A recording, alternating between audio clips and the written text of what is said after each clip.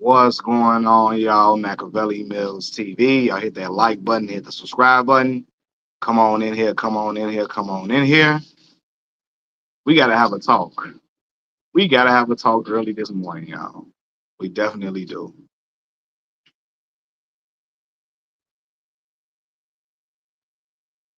Uh Byron Scott, former Los Angeles Laker. I've spoken on my channel, I've talked about how passive aggressive he is.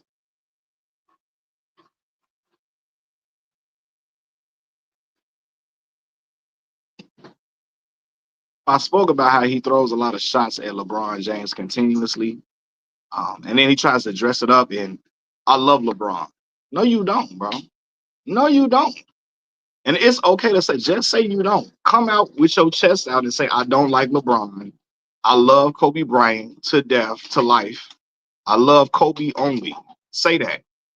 Just say that. Say, I only love Kobe. I do not like LeBron James. I like Kobe over LeBron. I don't like nothing about LeBron at all. Just come out and say that. Because I hate when they dress it up. Like, oh, I love LeBron. And no, you don't. That's that OC. That's that backpedaling. That's that corny stuff that they say young folks do. Say what you mean and mean what you say. You don't like LeBron James, it's clear, because you keep going out your way to figure out a way to throw shots at him. As my son wakes up, y'all, what's going on, Malcolm?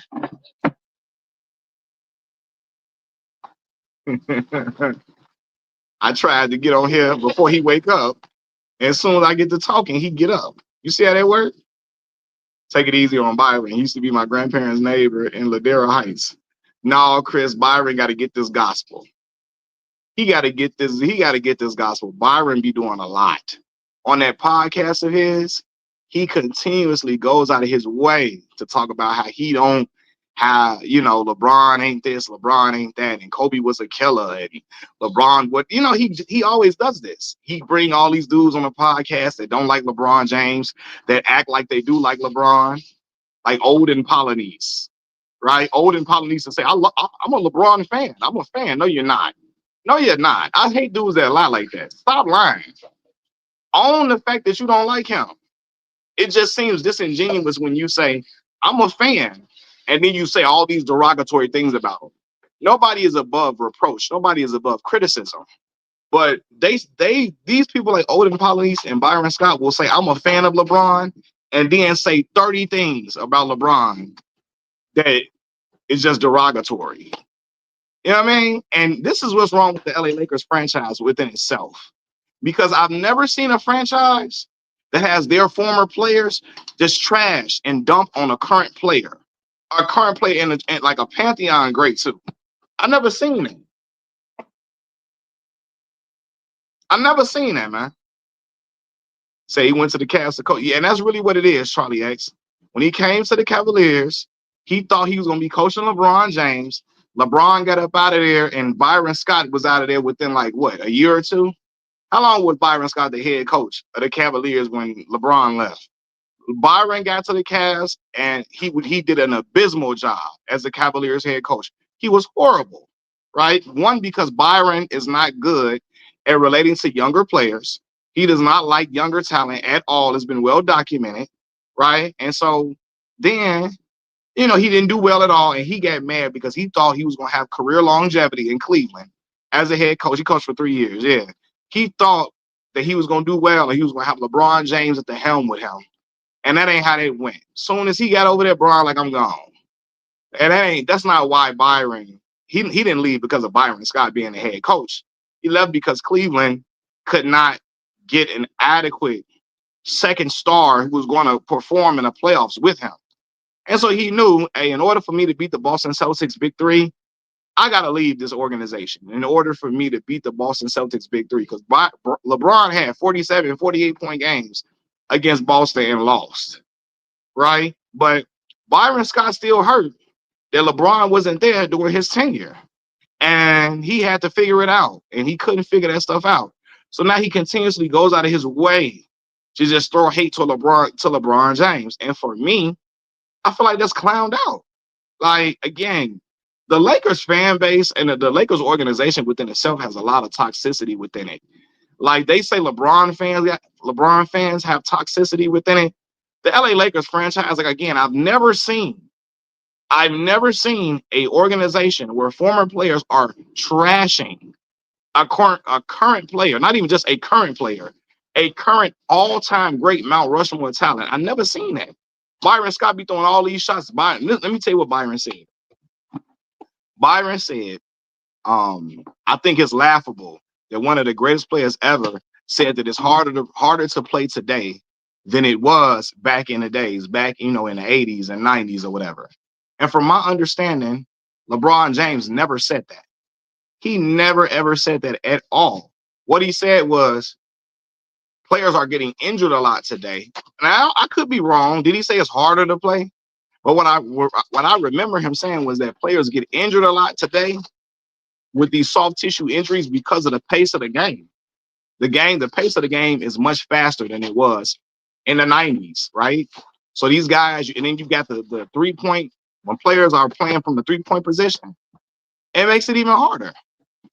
It makes it even harder when players are playing from the playing 3-ball a lot. Dudes like big men got to run out to the 3-point line to defend, which is something that they did not have to do in the 90s. Big man was not shooting threes like that. The pace of the game was not that fast. But Byron Scott, he mad about that. I thought it was laughable for one of the greatest players in the game, one of the greatest players ever, to say it's harder to play today than it was back then. Then Byron say, I think this should be his last year. I'm done with. Basically, he tired of LeBron in LA. This needs to be his last year. Okay, just see what the Lakers going to be on once he leave. Y'all love to say, oh, they was playing well at the beginning of the season. That's the beginning of the season. See what they be on when he leave, and just see how that shape up, especially with Luka Doncic as the star, and Austin. And I like Austin Reeves and Luka. Neither one of them play defense and never have. So yeah, man. Like it's just, man. To me, this stuff I see from Byron Scott is just corny. It's corny, and you feel me? He do that all the time. Just say you don't like LeBron James. You feel me? Blackmail. He need to say he don't like him. That's lame as ever. He keeps saying I'm a fan. No, you not. And it's okay to say you not. You ain't never heard me sit on here and say I'm a fan of Kobe Bryant. You will never hear me say that. He keep trying to dress it up as I'm a fan. That's lame. Just say I don't like dude. And it's the thing. He loved Kobe so much.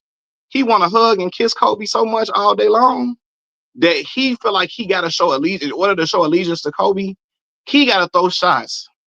He got to throw shots at LeBron in order to show allegiance to Kobe. He feel like he just like them Kobe fanatics dressed up as Laker fans. He feel like in order to show my full support of Kobe, I gotta dislike LeBron and I gotta say all type of stuff about him. Right? For real. Boy, if I was LeBron James, I'd tell Byron. I would be cooking Byron Scott. I'd be, boy, listen, you ain't never in your life been close to me as a player at all, B. Scott. You never was. B. Scott was good. He never was great. He was solid. He was good, but he never was great. But I've never seen when is it okay for a franchise to have former players trashing a dude that's currently on a team? Like trash. That's crazy to me. You ain't even see that from former Miami Heat players. You didn't see that from former Miami Heat guys. Now they're gonna say, well, the Lakers had a history of winning championships. But if LeBron James played with the Lakers throughout his prime, then they would have had more championships. The Lakers franchise, they would have won more championships with LeBron James. LeBron James came to the Lakers at 34 years old. He was 33 going on 34, right? If no, not about Kobe. It's not about praising Kobe. It's when you throw shots at. I ain't never heard Michael Cooper throw shots at LeBron James. You feel me? Kareem loved LeBron until he started getting close to Kareem's scoring record. You can love Kobe Bryant without throwing shots at LeBron James. Byron Scott got up here talking about this need to be his last year. I think it's laughable that a current player, that a all-time great player said it's harder to play back then than it was today. And from my recollection, LeBron never said it was harder to play today. He said the injuries, the injuries and stuff, injuries pile up. You know what I'm saying? The injuries pile up. And he like when they pile up like that, they pile up like that because of the pace of the game is faster. Pace of the game is faster. And guys gotta guard the 3-point position more. And it's gonna lead to more injuries, soft tissue injuries, etc. Right? But B Scott do this a lot. Hey Chris, bro, I appreciate the donation, Chris. That's love, brother. That's love, man. Thank you a ton, brother. That's love. I appreciate that, man. You know what I mean? Like, it's like, damn, Byron. But see, did they say I love Kobe? That's the problem with B Scott. B Scott be like, I'm a fan. No, you not, bro. Just say you not. Cause he always say, I'm a straight shooter. Like he basically, I tell it how it is. I don't mince words. Then say you don't like him. It will make it more. It will make it more genuine when you say, I'm not a guy. I'm not a LeBron guy. Then okay, I'm like, okay, cool. You put it out there. That's fine. Him and Odin Polynice will always preface their statements with, I'm a fan. That's a lie. No, you're not. You're not a fan if you say 20 things negative about LeBron James. You say, I'm a fan, and then you say 20 things negative. You know what I'm saying? Like, no, that's not. And it's okay to not be a fan of LeBron. It's okay. It's okay. Just say, I don't fool with dudes. I'm a Kobe guy. I don't really like him. I don't like that he came to play for the franchise. Just say that. And then we can say, okay, well, we know where you at, B. Scott. We know where you stand. Don't be talking this, I'm a fan. No, you not. No, you not. For the Kobe Bryant criticism I've lobbied on this channel, you ain't never heard me say I'm a Kobe Bryant fan. I told you I respected his game. I respected his talent as a player. You ain't never heard me say I'm a Kobe Bryant fan. You ain't never heard me say that. Because that would be a lie. And everybody around me would know Mac lying. You know what I'm saying? But again, I think Byron is upset because when Byron went to go coach the Cleveland Cavaliers, he came under the premise that he was going to coach LeBron James. When he got there, LeBron decided, hey, I'm leaving this organization. I'm going to Miami. And I'm going to go, do my thing over here. And maybe, Black Maul, to your point, if the Lakers franchise has a history of doing that, you know what I mean? Bam, MJ all the time, but I don't think he hates MJ. Nah, bro. Byron Scott, when you say you cannot glaze somebody, LeBron is not above criticism or reproach. But I just think it's crazy to be like, Byron Scott always frames these conversations around LeBron to say he's less than other guys. He does it a lot. If you watch Byron Scott's podcast, he frames conversations. Every conversation he got about LeBron James, he frames it around. He not good as LeBron. He's not good as Kobe and Mike. He do that all the time. All the time. You know what I'm saying? Yeah, like anytime you keep you frame a conversation around one guy as he not good as these other dudes, what are you doing? So don't say you a fan, because you not. You not, bro. And it's okay to say, I don't like him. It's okay to say, I don't like LeBron James. If you feel like LeBron fans gonna get mad, so what? You don't care anyway. Just say, I don't like him, and then keep it at that. Just say, I'm a Kobe Bryant guy. I do not like LeBron James. You feel? I just think he want him gone. For what? It do got a lot to do with Cleveland. Because when he got to Cleveland, when Byron Scott got to Cleveland, he was abysmal as the Cleveland Cavaliers head coach. Cleveland was in the lottery every year. Every single year when B. Scott was the coach. Every year they kept getting lottery picks out the lottery pick out the lottery pick. God damn, brother. What you gonna do? Like, y'all in the lottery every year. And that's really because Byron Scott has a history of not getting along with younger talent. He do not really get along with younger players. He one of them old school, back in my day, we was always, you young boys don't know ish. He one of them. You young boys don't know ish. I can't stand you young boys. You young boys ain't good. He one of them. And that's why he struck, like in New Jersey, he did well, went to back-to-back finals in New Jersey. Jay Kidd is the point guard. Richard Jefferson, young Kenyon Martin. You know what I'm saying? Then he did well with Chris Paul, David West, and Tyson Chandler after the Bulls tenure. After the first 5 years, he was the Bulls for like what, 5, 6 years? Then he got out of there. So yeah, when he had a great point guard, a floor general, did solid. Yeah. He ain't really like JR. Black Mall. He didn't like JR. That's what JR didn't even play that much as in New Orleans, which is why they traded him. JR didn't even play that much in New Orleans at all. He didn't like JR. Now, Chris, he did well with Chris for sure. But even when Steven Jackson talks about the fact, he say, man, when I was playing for B. Scott in New Jersey, I would be getting off and be killing. And Byron would not play me. He would take me out. He would not play me at all. It's like Byron has some contention with younger guys. Like, you know, it's just not like, again, Chris was Chris. He was just so nice. It's like, whatever. Who's starting over Chris Paul in New Orleans? Nobody. Right? But like, yeah. When Stack always Stack bring up the fact him and Byron Scott, him and Byron had some tension because he's like, yo, I'm killing. I'm playing well. Byron don't want to play me at all. You know what I'm saying? So yeah, man. But I really think Byron initially thought when he took that job, he's gonna be coaching a young LeBron James, and then that was not the case. You know, that was not the case. But no, though, I just think so. Why the NBA vetoed the trade for Lakers to get Chris Paul?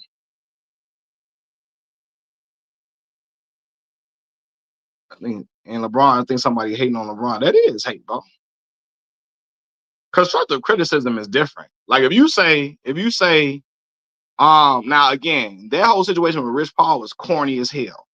So I'm with you on that. I hate that Rich even did that. That's lame as hell. Even doing that and doing a podcast talking about a guy on the same team as one of your best friends and the biggest player that you have in your agency, the biggest talent that you have, you talking about a player on his team, right? So I thought that was corny as hell, and I hate that Rich did that. And I'm like, yo, Rich got to cut it out. So yeah, that's perfectly fine. You know what I'm saying? That's perfectly fine. That's perfectly fine. But Byron Scott get up there every time he talk about LeBron James. It's in reference to how LeBron, he never can talk about LeBron without saying, oh, he ain't good as Kobe and Mike. Bro, like, what you doing? Be Scott steady doing that. And again, I hate old heads who always be trying to lie and act like they like somebody. Because old heads do that a lot. I like the guy. No, you don't, bro. And it's okay to say you don't. Stop lying saying that. Again, y'all ain't never heard me say I like Kobe Bryant on this channel. You ain't never heard that come out my mouth. Because I'll be a lie if I say that. I always say I respected his talent. I respected his game. And I say he was the second greatest difficult shot maker I ever seen in my life. And I say he's an all-time great player. You ain't never heard me say I'm a Kobe Bryant fan. You will never hear that come out my mouth because I would be lying. And B. Scott, he lying when he say I'm a LeBron fan. Just say I don't like the dude. I like Kobe. Kobe is my everything. That's the one who Kobe embodies everything I like, and I don't like LeBron. You know what I'm saying?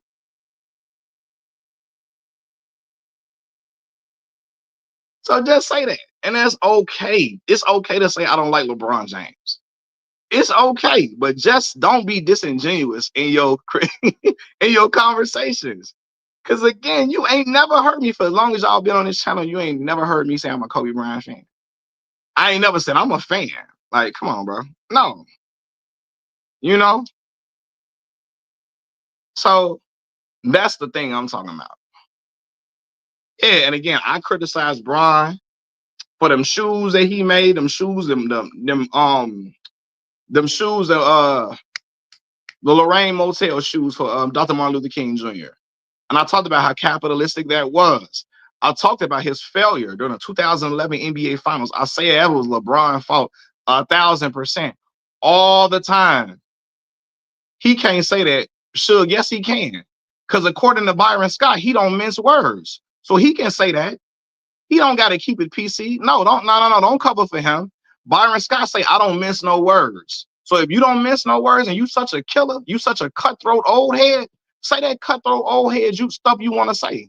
Don't get up here and say, framing around, I'm a fan. Stop doing that. Because old heads love to talk about how they such cutthroat and they so tough and they so beat their chest like they King Kong gorilla. Then when they talking about somebody they don't like, they frame it around, I'm a fan. Stop doing that. No, you not. Because they all of them do that. All of them do that. That's a lie. That is a lie, bro. You feel me?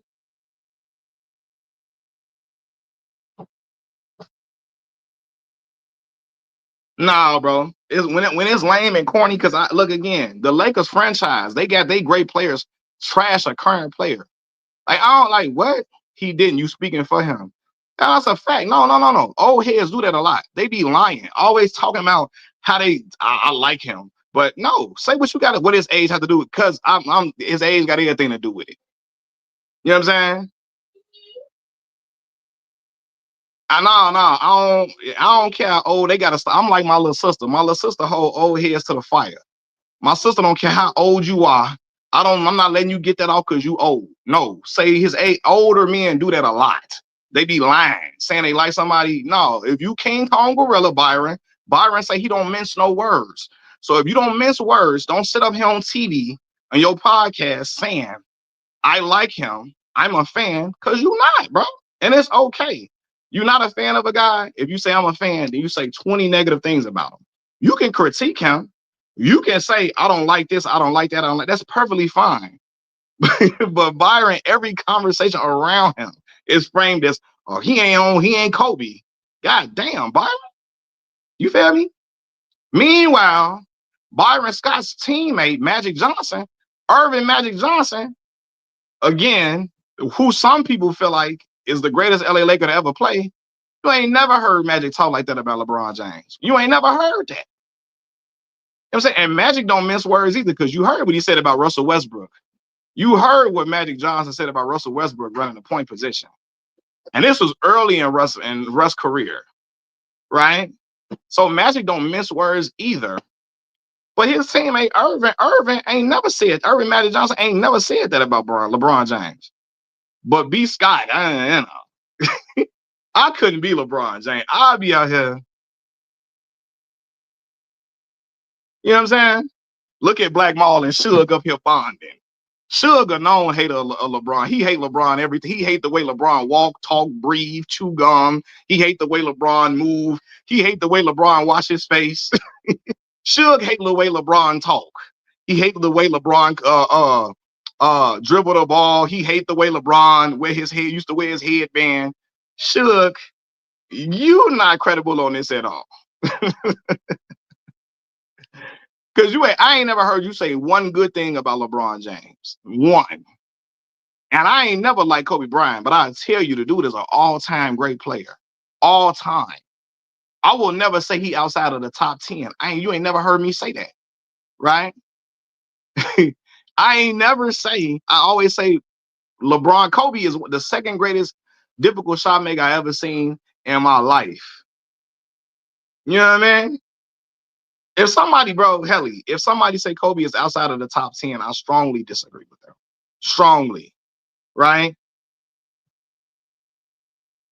Has been called plenty of times as a recent to Israel situation. What he was lying about in that situation. I just think LeBron is highly unequipped to talk about world issues. Highly unequipped to talk about world issues. And Byron Scott don't care nothing about no Israel.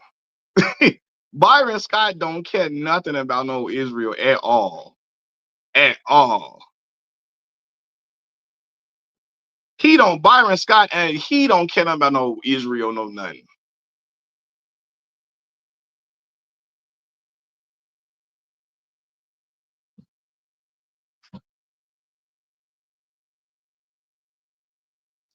You know B. Scott don't care nothing about no Israel. You know what I'm saying? But yeah,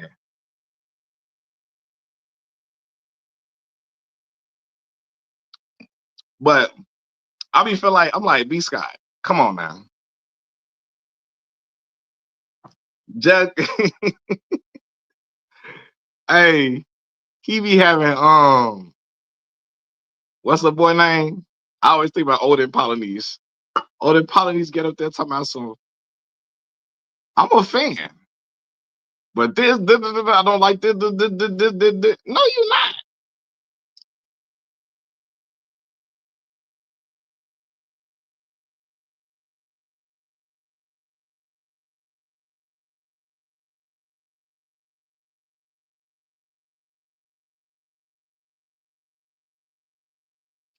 But you know, I just be like, oh my god, here we go, boy. Here we go. B Scott did get on. He get on radio. He get on his podcast, throwing shots. I be like, and it's the crazy thing about it though, because B Scott would be the same guy that will see LeBron James and be wanting to shake his hand. Like, man, what? Nah, bro. Nah, B Scott. Stay over there. Stay over there.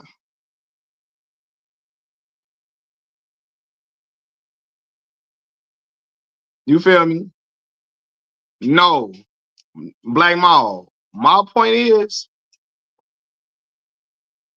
B Scott will act like he King Kong. No, no, no, no, no. You know what I'm saying, Black Mall.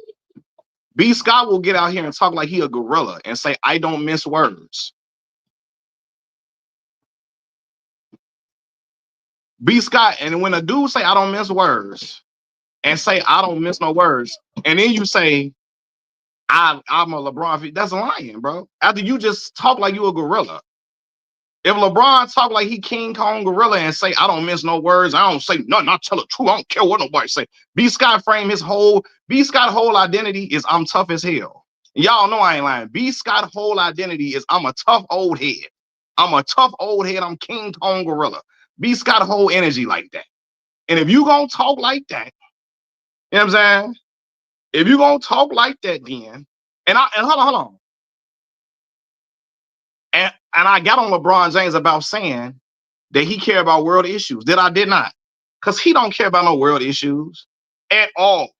And he'll talk about black folks issues at all. And I said plenty of times on this channel, he needs to stop saying an injustice everywhere is a threat to justice everywhere. Injustice anywhere is a threat to justice everywhere, and frame it around Martin Luther King. Because you're not that. Stop. Stop. He can't just say again, and he don't want to say that, I guess, because Nike or whatever. Just say I just care about Black American issues, right? And I always say Braun needs to stop saying he act like he care about world issues. He do not at all, none whatsoever. You feel me? Just say I care about Black American issues. He needs to do that too. But again, he not, because Nike will take that check for sure. Nike will reprimand him, but he not. He need to say, I don't care nothing about no world issues. I care about what's going on in America, right? And there are some athletes who say that. Don't try to be this social. Don't try to be this social justice for the world stuff. Don't say that.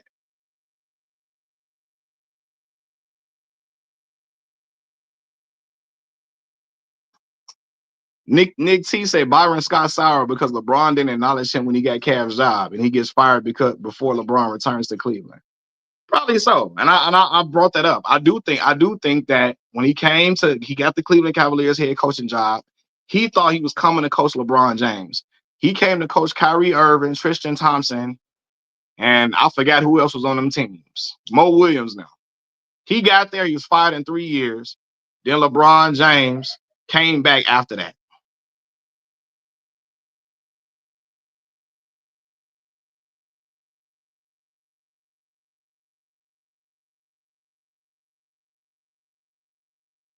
You know what I'm saying?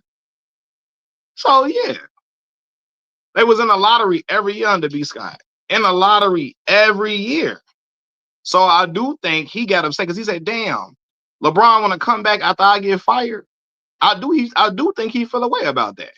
Damn, he want to come back to Cleveland.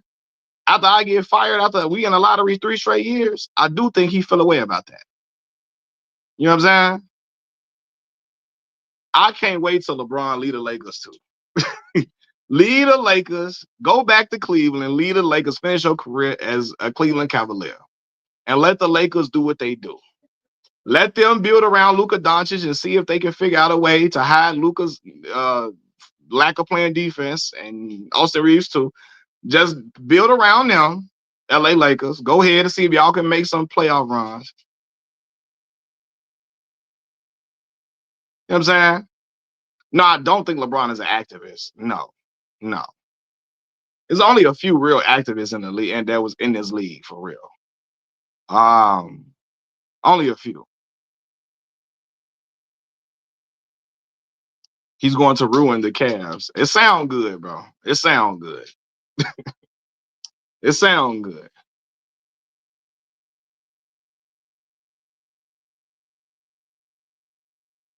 Cle- Cleveland better be happy they got LeBron. Without LeBron James, Cleveland Cavaliers would be an afterthought, and they know that. Cleveland been playing well as of lately, but LeBron got the Cleveland Cavaliers their only championship. LeBron James was the center of the economy in Cleveland, Ohio. When he left Cleveland, the economy went down significantly. So Cleveland do want LeBron James. That's a lie. Why every team LeBron goes on is drama. I think every great player outside of Derrick Rose and Tim Duncan come with drama. I'm gonna be real with you. Outside of Derrick Rose and Tim Duncan, and Derrick had drama about him not playing and not playing through injury, right?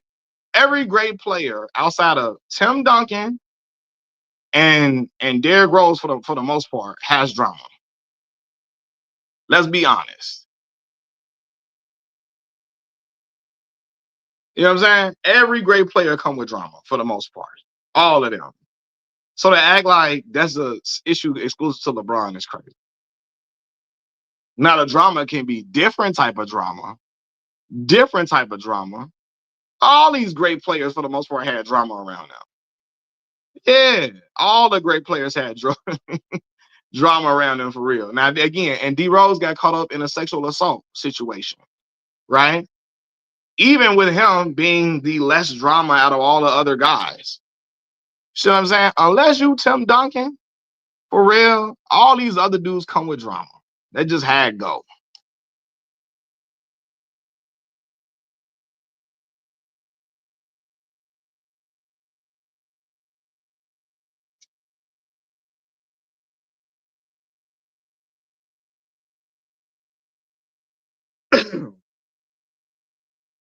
Every time LeBron on the team, the coach is getting fired, players getting traded. Well, Magic Johnson got Westhead fired for sure. Um, then some coaches get fired when Kobe Bryant was on the Lakers team. Coaches get fired around a lot of great players, bro. Doug Collins got up out of there for Phil. Got up out of there for Phil Jackson. So, come on, man.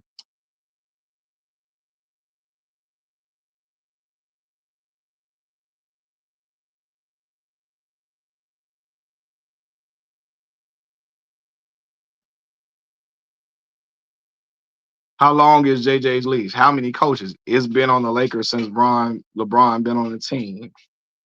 Um, you know what? Since Kobe was on it, what they had?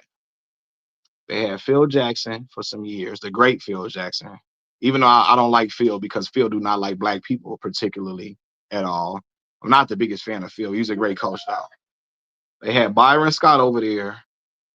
They had what's the other boy name? Byron Scott, Mike D'Antoni. Um, who else came that when Phil Jackson got when they let Phil go and Phil stepped down and he left? Who did they have coaching Kobe?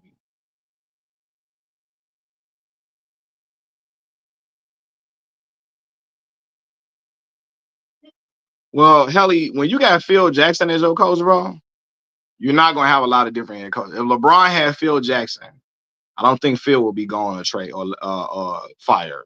Being honest with you,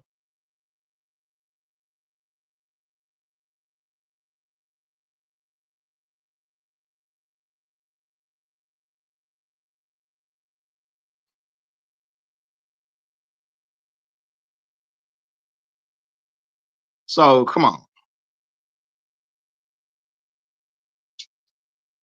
Gotta listen to your Midwest cousins because we know what went on in Cleveland during LeBron times with the Cavs. What happened? Talking Grubby Media. What happened? Right, Luke came in. Luke Walton.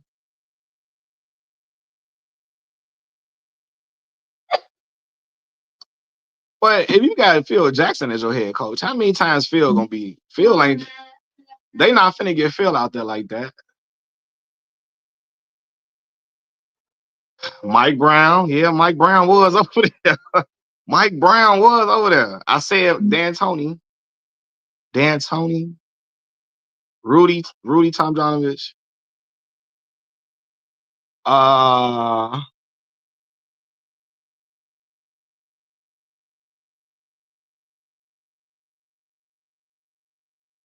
that Kobe snitched Shaq about cheating on his wife. Yeah, that definitely happened, and that was the reason for that Kobe and Shaq split. But I'm not mad at him about Karl Malone. Karl Malone was a snake though, because Karl was out here trying to flirt with Kobe's wife, and in that situation, Kobe had every right to hate Karl Malone and not want to play with him. So I feel that you try to talk to my wife and try to be sneaky and flirtatious with my wife while your old ass on this team, and we trying to get you to your only championship. Hey boy, you out your mind. But again, Karl was used to doing what he wanted to do and used to like doing all type of crazy stuff because he was the great Karl Malone. Karl is not a particularly good person. I'm gonna say that he's not at all, and we know what happened with that little girl and him impregnating that little girl. So he's not a good person at all. He's not. Karl is a slime ball. Yeah, a slime ball to the highest degree. Yeah, he told Karl Malone text Kobe White talking about he hunting for little Latinas. That is crazy to me. That is crazy. That sounds so predatory. I'm hunting for little Latinas. Karl is despicable.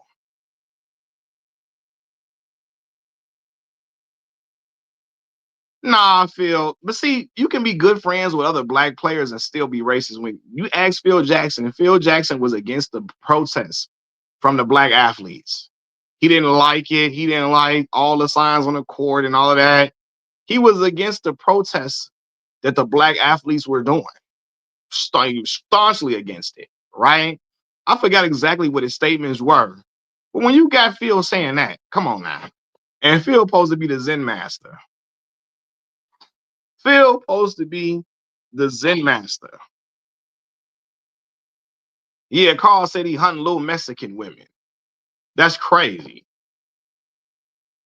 Phil called LeBron friends a posse. And at that point, was Rich Paul his agent at that point? All them dudes around LeBron was businessmen. Yeah, you Phil can see a racist can have black friends is if they're teammates or other famous people. Hell, Hulk Hogan was friends with Dennis Rodman and other black athletes and still despise black people.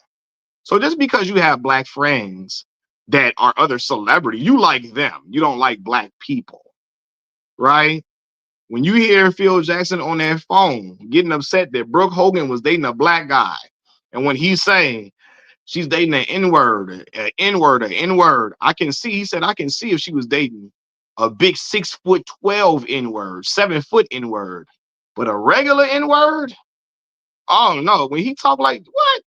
So all of that being friends with Dennis Rodman don't count. First of all, Dennis Rodman is the black dude everybody point to that every racist points to and say, I got a black friend. Every racist will point to Dennis Rodman as their black friend. Because again, Phil is not racist. Nah, Phil is racist. Why was he against black people protesting? Y'all keep saying anytime a white man is against black people protesting, yeah. What do you think that is? Why do y'all what is that? What is that? Anytime a white man is against black people protesting police brutality, what is that? If that ain't racist, what is it? So why didn't Kobe call Phil Jackson racist? Because Kobe was not in touch with his blackness like that. I'm gonna say that. And I hate to say that. Kobe was such a worldly person. He was living overseas. He did not grow up in Philadelphia. He lived outside of the Philadelphia limits. Kobe was not aware. Kobe was not really in touch with his blackness like that. Outside of trying to be a rapper, he was not. Lived in Italy for all them years. You can see like he just was not ingrained with blackness like that. He was not in touch with it like that. He was a worldly man, not a man within Black America like that. That's why Kobe, it was fake activism. Man, shut up. You think Phil Jackson thought it was fake activism? That's why he said he was against the protest. You can't believe that. You think Phil Jackson said it's fake protest? And I don't. You think that's why Phil had a problem with it? Phil would have had a problem with Muhammad Ali protesting. If he was coaching Muhammad Ali, Phil would have had a problem with that. If he wasn't Muhammad Ali, because white folks love to act like they love Muhammad Ali now. Back in the day, they hated him. Phil would have I bet you ask Phil Jackson his sentiments about Colin Kaepernick, and you would see who Phil is. But see, like Black Maul said, when Scottie Pippen said Phil was a racist because he didn't put him in the game to get the last shot, that messed it up. For real. Said, hell, Jim Brown said Kobe wasn't in touch. He said he wouldn't call Kobe for any Black people problems. I didn't even know Jim said that. I really didn't know, to be honest with you, SB1. See, Joseph Judah, I'm not saying Phil said it. I'm saying the activism was his fate. Oh, man, let me tell you something. Phil would say that about real Black activism, Joseph Judah. You think Phil is an ally? Do you think, I beg your pardon, you think Phil is an ally to Black people? Absolutely not. Absolutely not. And JJ Redick may very well be racist. You know what I'm saying? I don't know. But and Jim Brown was out here riding out with MAGA too. It's a whole nother thing. You know, he was definitely MAGA before he was gone. Yeah. Joseph Judah, you think Jim Brown was MAGA to the core before he died. So there's a whole nother situation. Now, Jim and I say Kobe cut his Black mom and dad for that with a Latina girl. And when I bring that up, they be saying I'm hating or whatever. I really try not to bring that up. But yeah. So his Black mama and daddy, sayonara for his Latina wife. But hey.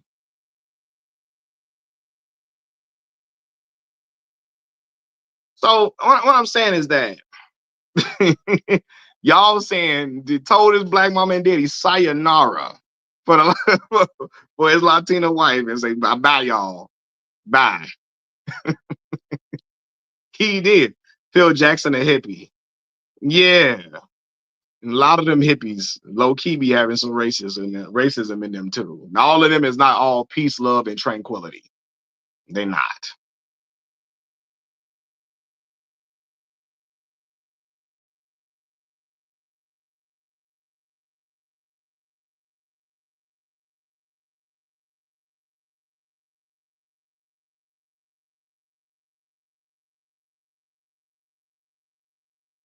Mac, some things you're right about, some things the media twisted. As a Clevelander, Cleveland as a city started rebuilding during LeBron, especially downtown, but it wasn't all dependent on LeBron. And right, okay, so you from Cleveland, so you definitely would know for sure. For sure. But he's saying, I think I said that, and I said something about the Cleveland economy decreasing when LeBron left, because he said something like Cleveland don't want LeBron back. I'm like, he brought them their only championship, and he brought a lot of money to the Cavaliers organization when he was there.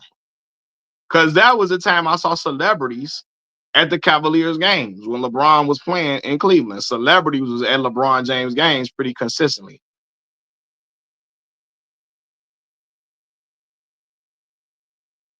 Now, I don't think LeBron should go anywhere outside of Cleveland. Because he get to New York, they going to be hating too. Just go to Cleveland.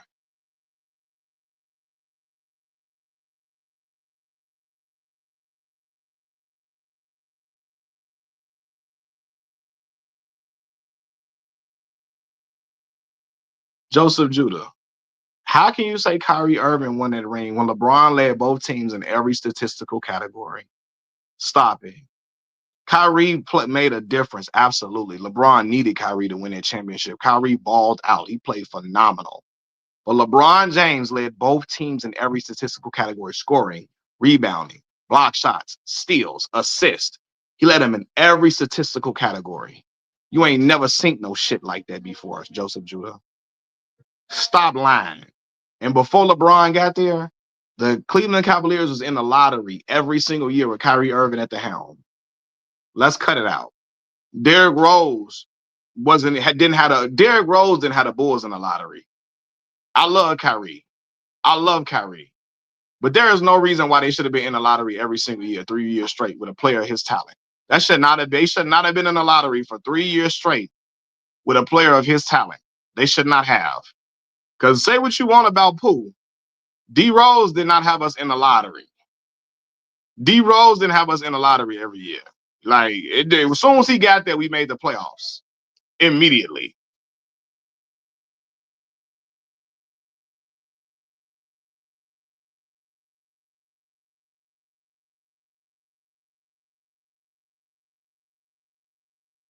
Cleveland, you get celebrated for one, but not in LA. Kyrie is not a leader. And I do think Kyrie has issues with being a leader. So why didn't Shaquille O'Neal win the ring before Kobe? Shaquille O'Neal went to the NBA Finals before Kobe. Kyrie Irving didn't sniff a playoff game before LeBron James. Two different things, bro. Two different things.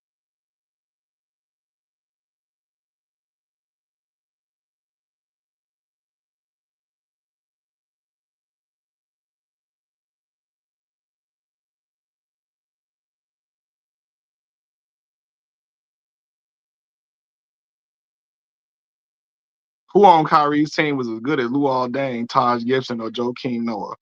First, Taj was cool.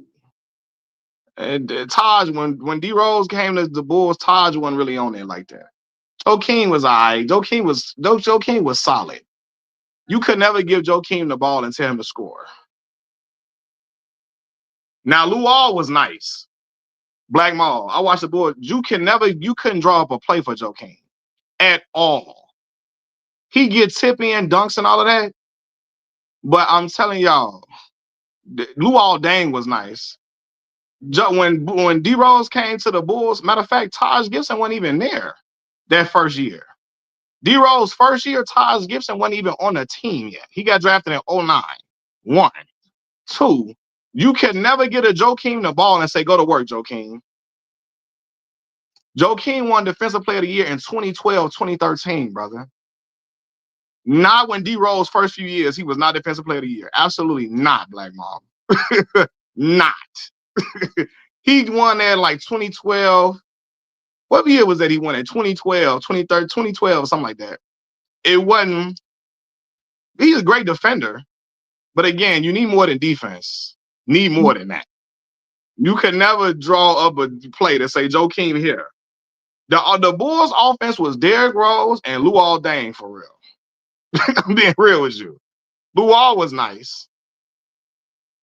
Yeah, like that's the point I'm saying. And Taj wasn't even there that first year. Bulls went straight to the playoffs though. Now I will say this. Though. I will say this. They did have Ben Gordon that first year. Then after that, Ben was gone. After that first year, Ben was gone. And then it was D Rose again. That's why if you stop Derrick Rose, you could beat the Chicago Bulls. It's a reason for that. If all you had to do was key in on D Rose, and the Bulls weren't gonna really do that much.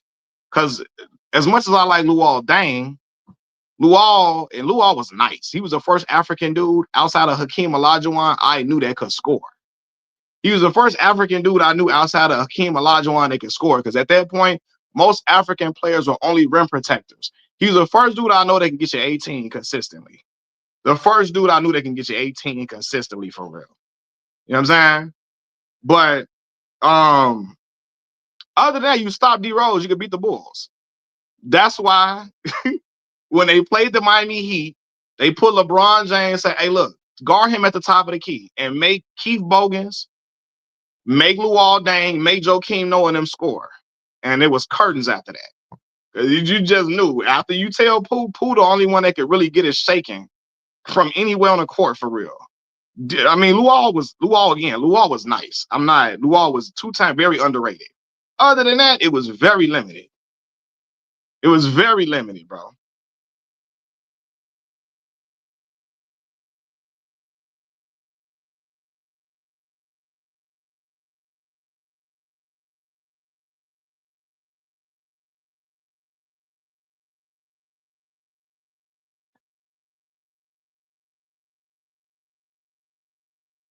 Yeah, and LeBron at the beginning of LeBron's career, it was hard to stop him from driving, no Joseph.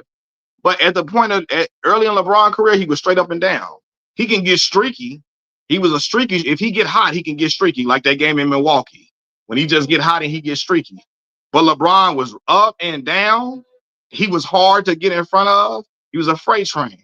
So it took a lot to stop that. But again, if you stopped him from doing everything, if you stopped him, keyed it, and made him jump shoot, to y'all credit, if you made LeBron jump shoot, you could beat the Cavaliers at the beginning of his career. Because then Anderson Varejao, Zydrunas Ilgauskas, Mo Williams got to get the shaking. And in the playoffs, Mo consistently shot 5 of 17, 5 for 16 from the field. Ask anybody that watched the Cleveland Cavaliers during that time. Mo Williams would consistently, every time they got to the playoffs, he would shoot terribly. You stop LeBron James, Zydrunas Ilgauskas, Anderson Varejao not going to be able to get it shaken. And Big Z and Anderson Varejao struggled to defend anybody that was athletic and strong. They could not defend anybody with a little athleticism. And to the point, people bring up Big Z. Big Z was not even a great rebounder at 7 feet tall, right? The best players in the world is not from, oh, here we go, Helly. Who the best players in the world? They was from America back then.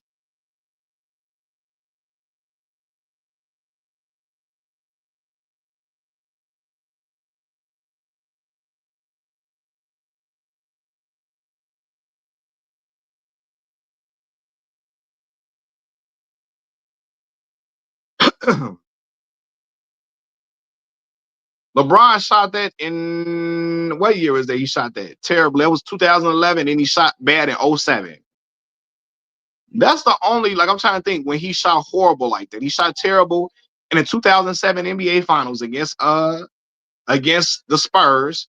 And he shot terrible in 2011. Hallie, you love bigging up them international boys. I don't do that over here. Like again, Jokic and Luka Doncic is nice, right? But you act like everybody in the top 10 is not from America. Giannis is tough. I love Giannis. Giannis is my second favorite player to watch outside LeBron. That's my second favorite player outside LeBron James, right? But you got Jason Tatum. You got Anthony Edwards out there going crazy, right? What's my boy name from Detroit, man? Cade Cunningham now.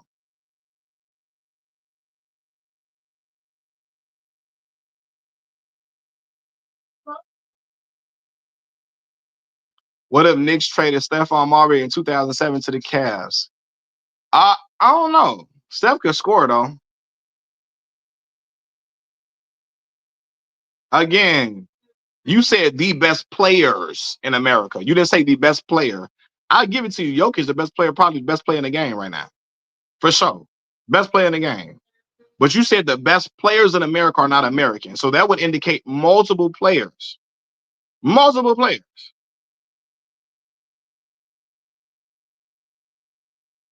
And again, Jokic don't play no defense at all.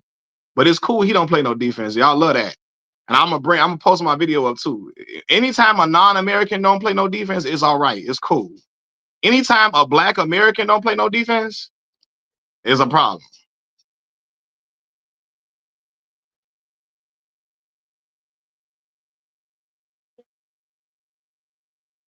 Hey man.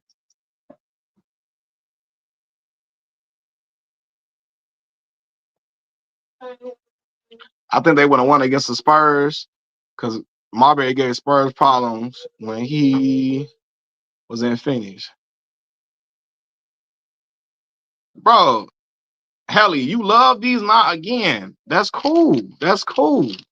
But Americans been running the game of basketball for forever, ever, ever.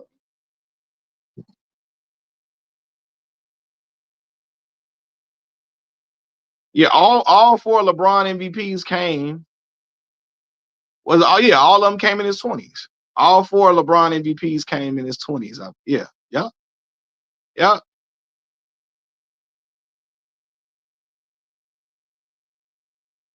Yeah, Victor Wembanyama is a phenomenal player. He not. Hell, you got something against Black America. You love them international dudes, man. You probably the type that cheer against Team USA when we playing in the Olympics. You gonna root for the international team. I don't trust you. You love them international boys to death. And again, them boys can hoop. But you the type that if Team USA playing, you rooting for Serbia now. Oh, man.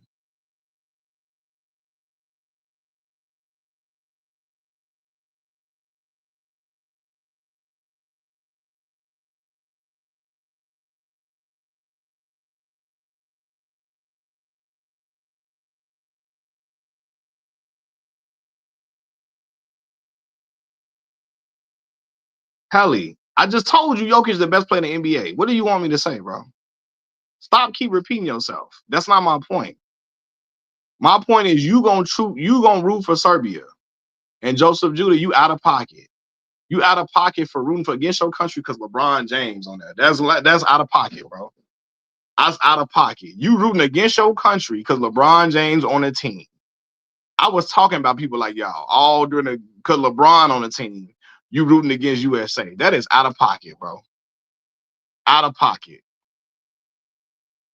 Hey, Helly, when we go to the when we go to team watch Team USA against the world again, and Team USA finna win again. And Helly, what you finna say then? When Team USA beat, where is damn Luka Doncic from? Where he from again? Where Luka Doncic from again? I be forgetting. Slovenia? He from Slovenia? Where he from? I don't care about that game. You should.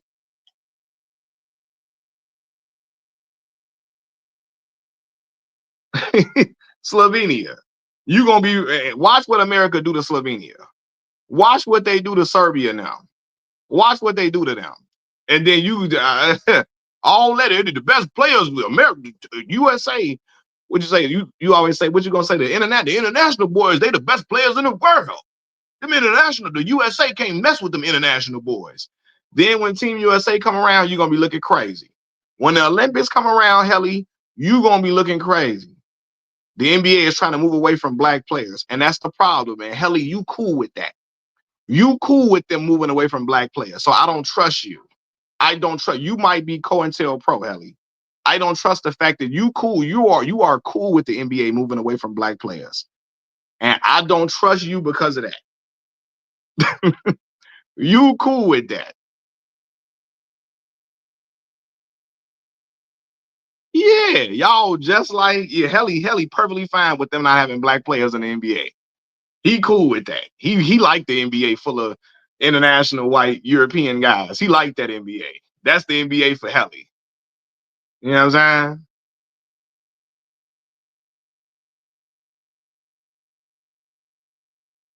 Black Mall. If LeBron get popped for steroids, I'm just gonna say he was on steroids, and that's horrible, right? That's what I'm gonna say.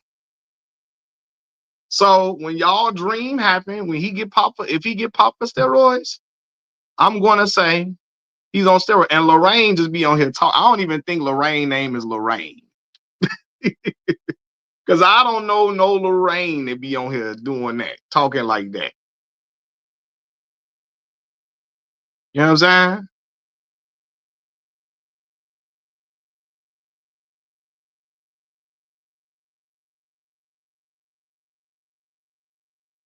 Yeah, Lorraine troll every time on here.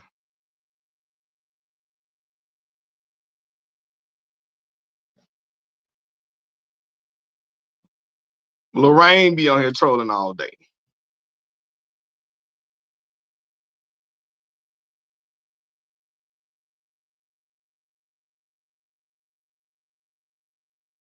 SGA, the best player in the league, ain't American. Look at Helly. Helly, again, you must be COINTELPRO. You are anti-Black American, just like a lot of the dudes in the NBA, a lot of people that talk about the NBA. You just like PK Subban. And you know I can't stand PK Subban out here questioning, trying to talk about what Black players be making in the NBA. They make all of this money. Oh my gosh. Oh my gosh, they make all this money, man. PK, get your goof ass on somewhere. PK Subban. Oh my gosh. Since Kobe, they don't want to watch the NBA. Shut up. PK Subban get on my nerve talking about how much the NBA players making.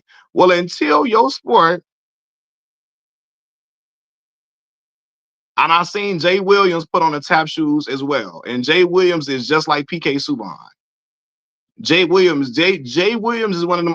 Gosh, oh God, gee whiz. Oh gosh. Oh gosh darn it. You know.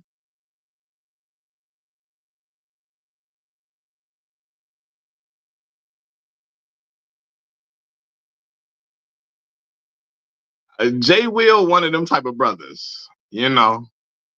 Gosh darn it. Why does everything have to be about race? Oh my gosh. You're a victim.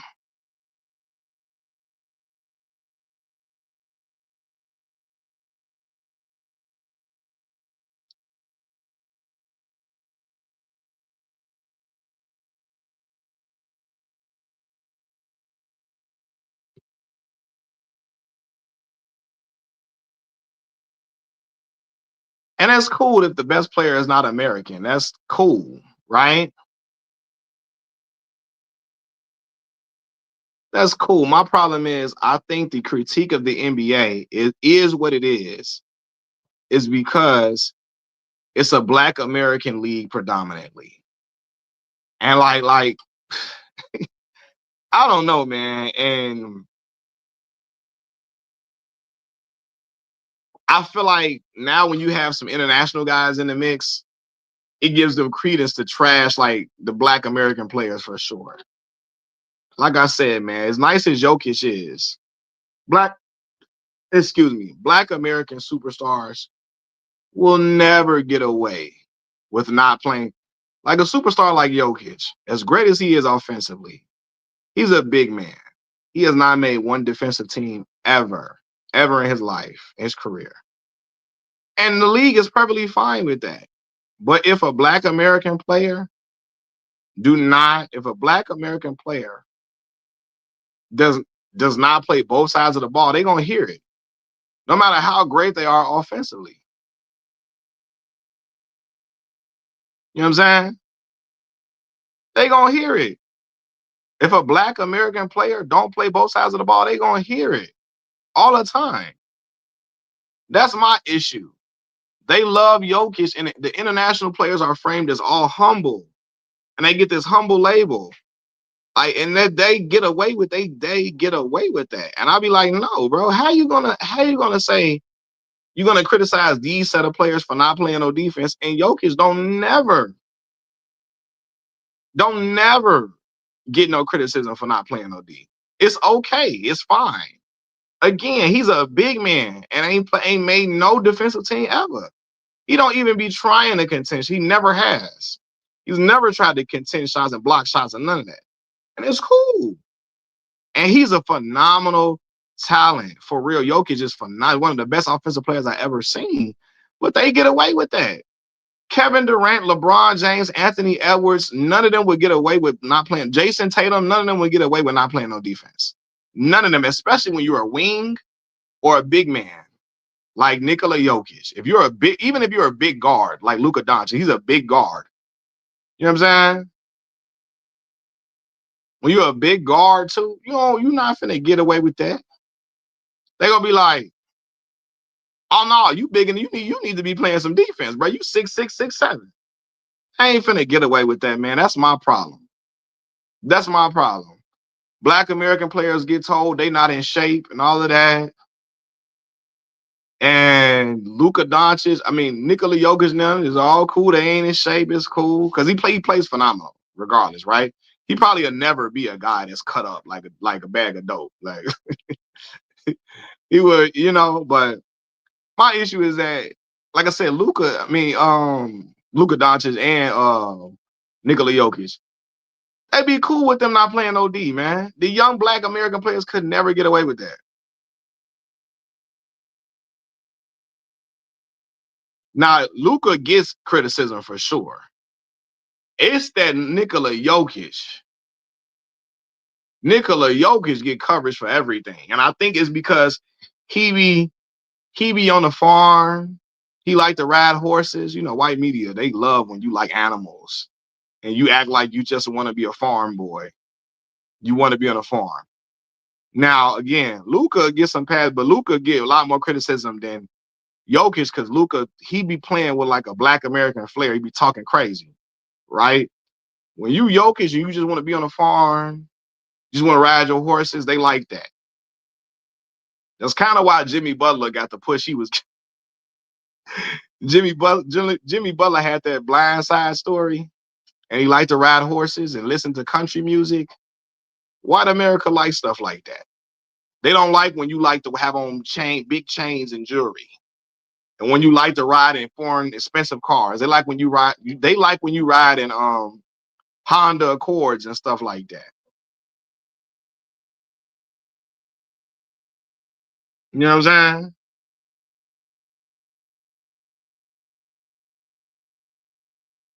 Nah, Jokic is a champion. He is. But regardless, though, if you don't play no defense, you're going to get called out. LeBron James, 41 years old. And they talk about how much he don't play no defense. Jokic don't never play. He never played no defense in his life, and it's cool. Kevin Durant now could never get out here and not play no D. You know what I'm saying? They could never get out here and not play. James, look at James Harden. James Harden didn't play no defense. Oh, eviscerating him over and over again. So, yeah, Nikola Jokic is a one-time champion. He is. Again, and KD is a two-time champion. And they gonna clown them boys don't play no LeBron champion. They gonna clown them, they don't play no D. Clown them.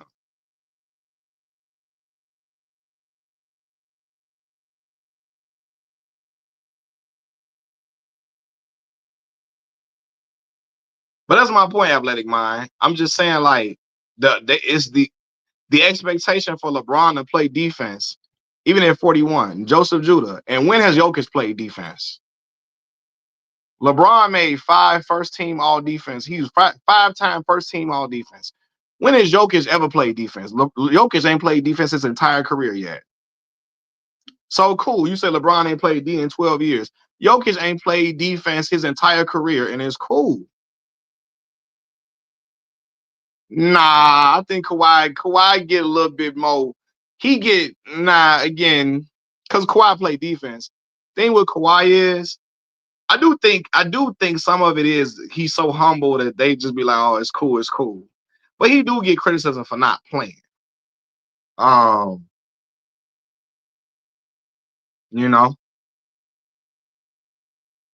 he do get some criticism for not being available for sure. But I do agree that when you frame yourself as humble, I do agree with that.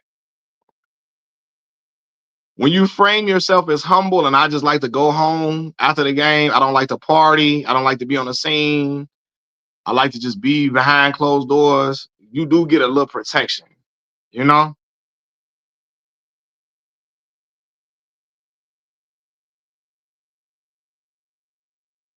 So I do agree with in that aspect. When you a little humble, they feel like you humble, they give you a little bit more protection.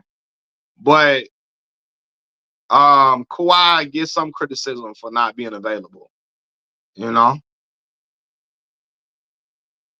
But not you're right, not at the rate of his counterparts. I will say that. Kawhi still gets protected more than his counterparts due to the fact that he don't like to be on the scene and he like to be low. They like that type of. They like when you just humble and you just. I don't know what they like when you just like to go home and you drive a Toyota, you drive a pickup truck and all that.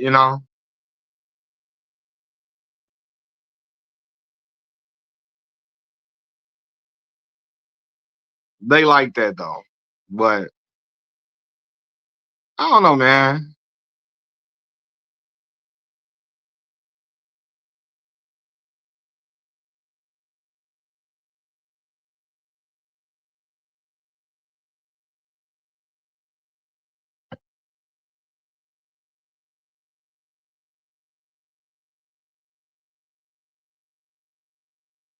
Hey, cuz, what's going on, man? What's going on, cuz?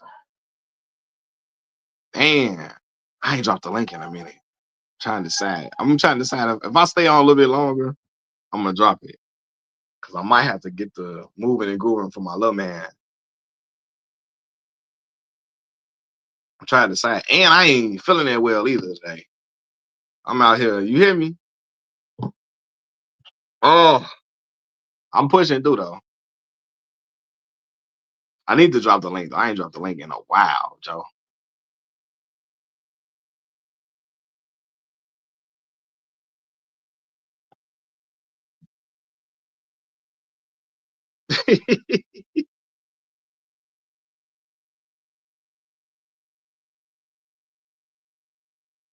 You say slave boy stuff whites like that. Now you know in Chicago, we was talking about how Jimmy Butler was preferred. You hear me? Chicago do be saying that too. Man, I'm not telling you, bro. I started feeling a little crazy yesterday.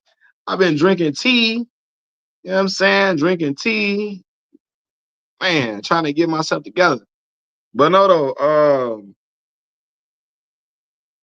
I want to become a member. Can you unblock my other account? I don't know how to freak. I have to figure that out, Zero. I still don't know how to do that. Say, you hear me?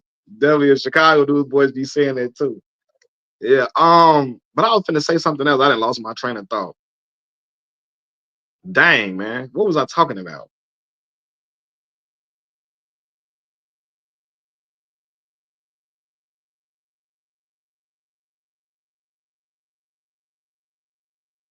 Mm-mm-mm-mm-mm. What piece of puzzle is that? Oh no, my son got autism, man. So you know the puzzle piece is a symbol for autism. So yeah, how did he get blocked? So one day I tried to put your comment on the screen, Zero. And when I tried to do that, like the block button and put the block button and the button to put your comment on the screen is right next to each other on StreamYard. I accidentally pressed like block and it blocks your channel, which is weird though, because like whenever I accidentally did that to somebody else, their channel came back up. You stopped at Jimmy Butler. There we go. Thank you, Cornell. Cuz, what's going on? Cuz, what's going on? So in Chicago, look, um, my cousin here, Marcus, will tell you when Derrick Rose got hurt. Um, when Derrick Rose got hurt, Jimmy was propelled like the white media in Chicago loved on Jimmy heavily, right? Now, again, Jimmy became a top talent in the league. But really, they started to like trash Derrick in order to boost up Jimmy Butler because of the fact that Jimmy, he had a blind side story. His black mother kicked him out. He was 13 years old. A white family took them in and raised him and took care of him till he got to the NBA. Jimmy liked country music. He liked listening to all the different country artists. He liked riding horses. He liked to dress like a cowboy.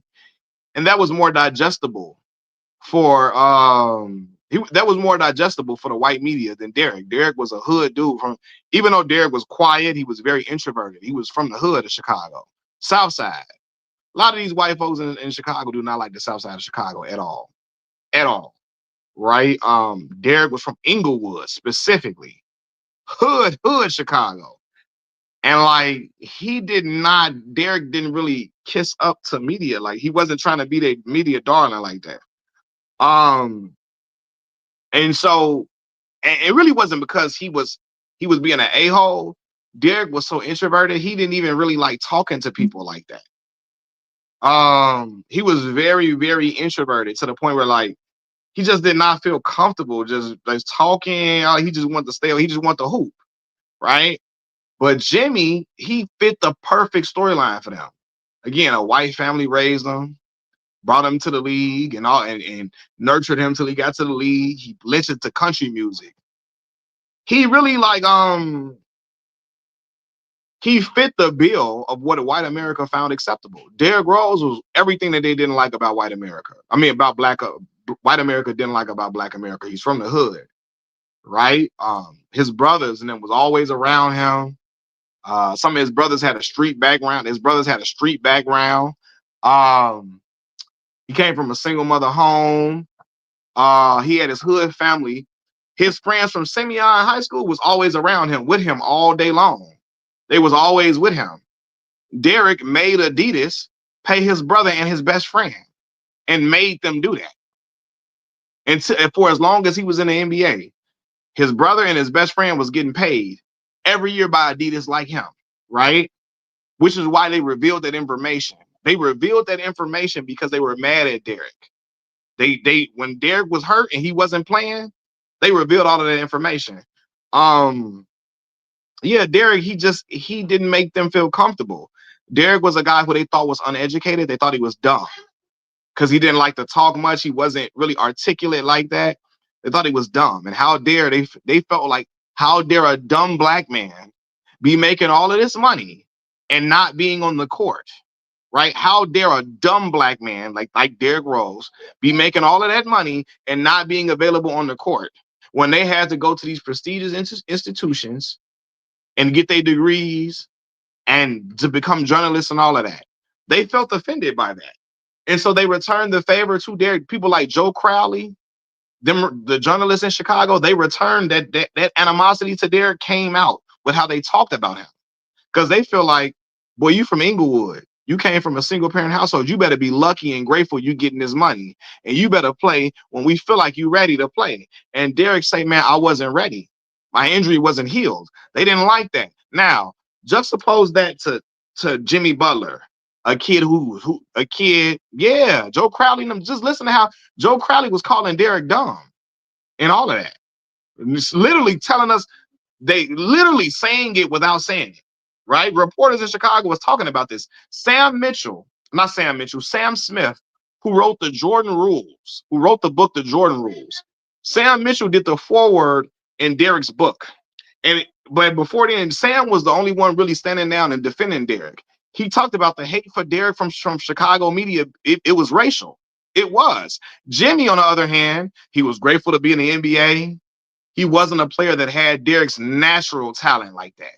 Jimmy had to work for everything, so he carried this hard hat and lunch pail mentality, right? And white folks love when you like to be work hard. That's why Jimmy always tried to make it a point to talk about how hard he worked in everybody. White people love when you work hard, when you say that. Even though a lot of them don't be doing, they be getting on from who they know. They love to see a black man talk about, I work hard at work, because they love to tell black people, all you gotta do is work hard and you get to the top. Just work hard. Even though we know working hard does not always get you to the top at all. But Jimmy, he embodied that hard hat and lunch pail mentality. He wasn't that good like Derrick was naturally.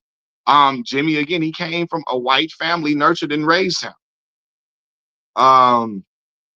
He liked country music. He liked to wear cowboy hats. You will never see Derrick with no cowboy hat on like that. Derrick was a dude that wore Timberland boots and wore pellycoats. He wore pellycoats. He from Southside all day. And so they didn't like that type of what Derrick embodied. They felt like that was that Southside rebellious stuff. He was that Southside rebellious dude because he told them, even when he was cleared to play, he said he was not ready. And they thought he was trying to steal money from the Bulls. And they said, how dare you? How dare you, dumb black boy from Chicago public school system?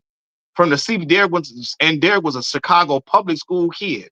He wasn't raised in the suburbs. He didn't go to the schools out in Lombard, and he didn't go to these Stevenson and Lincolnshire, Illinois. He was from Chicago public school, Simeon High School. You see what I'm saying? So for them, it just was like, And basically that was what I was saying. I went on a whole tangent. But white America, I'm gonna do a video about that. I'm going to do a video. I think I've done it before, but I'm going to do it again. The way they villainized Derrick in order to pull up Jimmy. Jimmy was an uppity, yeah, in their mind, not Jimmy. Derrick was an uppity Negro in their mind. He was uppity because he didn't seem appreciative of the NBA allowing him to make all of this money. He didn't seem appreciative by rushing on the court and coming back.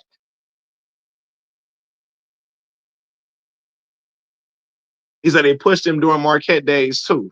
And that's crazy because I really wasn't watching. It was a dude that played, I think, during Jimmy time named Jarrell McNeil. Jarrell McNeil went to Hillcrest High School in Country Club Hills, right outside of Chicago. Jarrell was nice. Jarrell played for Marquette. I don't know if he was there when Jimmy was there. I think he was, though. I think he was. He was. Jarrell McNeil, I think, was there when Jimmy was there for sure. But I really didn't even watch Marquette like that during that time period, even though Jarrell was nice. But yeah.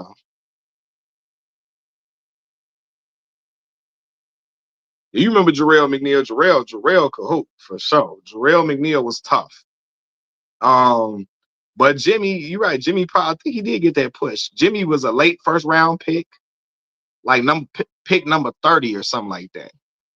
But you know, they always talked about their story. About the white family raising him and taking him in. Yeah, man. Chicago to this day, man. Look at how, again, Chicago people, when I say Chicago, you said my cousin said that's literally the black urban experience. When we first entered the workforce, the military met me with the same resistance, and I'm sure you had the same experience in corporate America. See, for me though, because I'm polished, see, I know how to talk. Like I said, I know how to articulate myself very well and all of that.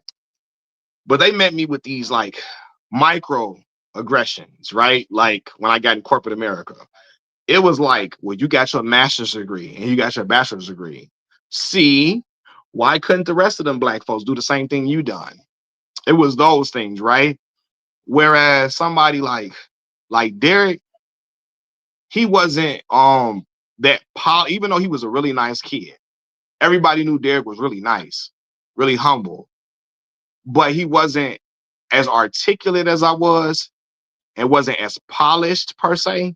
So he got met with a stronger resistance in a way. When I got in corporate America, it was the microaggressions that was around. So like it was stuff like, again, you did well. Why couldn't the rest of them Negroes in the hood do well like you? It was stuff like that I was met with for sure. Yeah, man, you're right though. That urban experience when you come from out of inner city Chicago, like not just inner city Chicago, any black part of America, when you come out of those environments, there is an expectation for you to live to operate in comfortability for white people. It is for white folks. Like you got to be comfortable. You got to be just like when you watch baseball players go into Major League Baseball. Tim Anderson, they didn't really like Tim Anderson that played for the White Sox because Tim was not a G golly whiz type of black guy. Tim was black, like culturally black, to the point he did not code switch for them. They did not like that. Tim came around. Tim came around, and it was obvious he was not trying to embody what they wanted him to embody. Tim Anderson was in baseball saying that baseball was boring. That's a no-no for that good old boys club in baseball.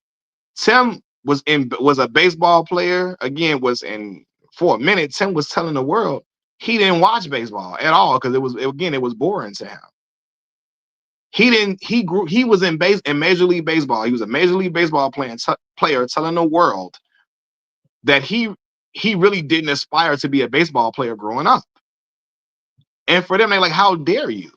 And then Tim was not talking, gee golly whiz. Look at all the look at most black baseball players, they have to talk like gee golly whiz in order to be like accepted a lot of times. You know what I'm saying? If you black, you gotta fit into the fold that makes exactly. Cuz if you black, you gotta be Derek Jeter in baseball. Being Tim Anderson, a dude that wear Timberland boots and wear fitted caps and wear earrings in his ear, that ain't cool like that. You know what I'm saying? That ain't cool like that for them. All right. They want you to be Derek Jeter in baseball. You cannot be Tim Anderson coming up in there with starter jackets on. Yeah, they wanted Tim Anderson to be Andrew McCutchen. Andrew McCutchen is not married to a black woman. Tim Anderson got a black wife. He from Alabama. He come up in there. Tim would come in there with a Scully on. Okay. Hold on, y'all.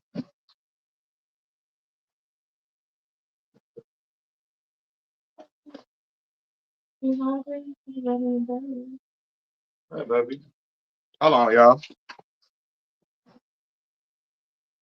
Other words.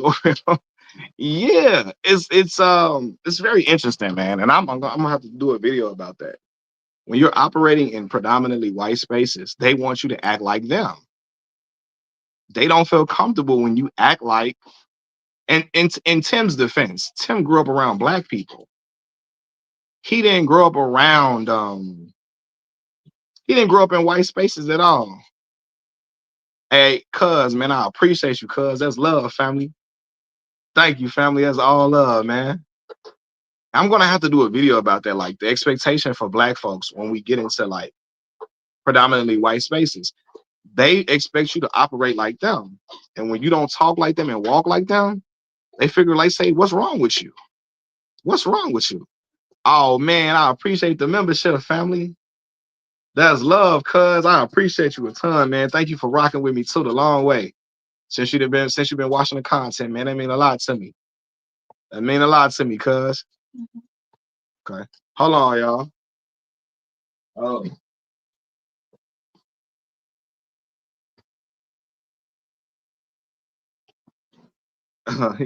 He said, bro, when I made supervisor at my last job, I noticed how they used to discipline and speak to all the black employees. Yeah, it's like it's it's very crazy.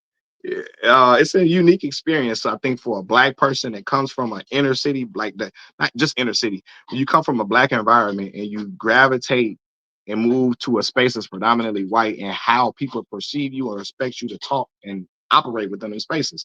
Um, and I think for somebody like Tim Anderson specifically, they were waiting for his play to drop. Now his play dropped off because he had some stuff going on off the field, right? And when his play dropped off, they couldn't wait to get rid of him because he already didn't fit the bill of what they wanted. What they wanted a baseball player to represent. For example, again, I love Curtis Granderson. Curtis Granderson from Blue Island, Illinois, right outside of Chicago. He played for the New York Yankees, for the Detroit Tigers first, the New York Yankees, the New York Mets. And he went on to the Brewers. He went to the Dodgers. Went to the Toronto Blue Jays, and then he finished out in Miami. Right? Curtis Granderson. I fool with Curtis Granderson, but Curtis would code switch with them. Right? Curtis would talk like G Golly Whiz when he was around them, and I don't think Curtis really talked like that for real. You know, he would do that though. He would talk like G Golly Whiz and stuff like that around them, and they made him more acceptable. So when Curtis's play dropped, when Curtis started, he was struggling because Curtis always started off the season struggling. Not in Detroit, not in New York with the Yankees, but when he got to the Mets, he would start off struggling, then he would get really, really hot mid-season to the end of the season. And then as he started playing for more years, his play started to his batting average started to decrease, but they kept him on a team. He stayed on a roster for good veteran leadership, and so he was a good clubhouse guy. And being a good clubhouse guy meant, in a lot of ways, embodying G Golly Whiz and embodying and embodying, yeah, Curtis Granderson. I fool with Curtis Granderson. You know, I got a picture with Curtis Granderson. I love, like, when Curtis was with the New York Yankees. He came to Mississippi Valley State University. His parents went to my alma mater, right? His parents are both from Mississippi. He came to the school as a Yankee. This is when Curtis was hitting 40 home runs. He was an MVP conversation at that point. And he came and was taking pictures with all us, signing autographs. Kurt was a cool brother, right? But again, I think when Curtis stayed around longer, and they looked at him as a great clubhouse guy because he would code switch and embody what they felt like was good clubhouse antics, or good clubhouse bravado. Like, again, he would talk a way that they were comfortable with, right? And I'm gonna be real with y'all. I don't think Curtis talked like that in real life, in his regular everyday life. And I'm not saying you can't talk proper. Let me make it very clear. Black people are not monolithic. So there are some black people who didn't grow up around other black people. You know what I'm saying? And every black people are not monolithic. There's nothing wrong with talking proper and talking professional. Nothing wrong with that at all. If y'all see me talking like G Golly Whiz, that's a problem because I don't talk like that. I can still talk professional. Yeah, some people talk like that, but the problem is when you don't talk like that, and then you get in spaces and start talking like that. That's the problem. Some black people talk like G Golly because they grew up in them environments. It becomes a problem when you didn't grow up in that environment, and now you talking like G Golly Whiz when we know that ain't how you talk. If my cousins, my family members see me start talking like that, they're like, "What's wrong with you?" Because they know, that ain't how I get down.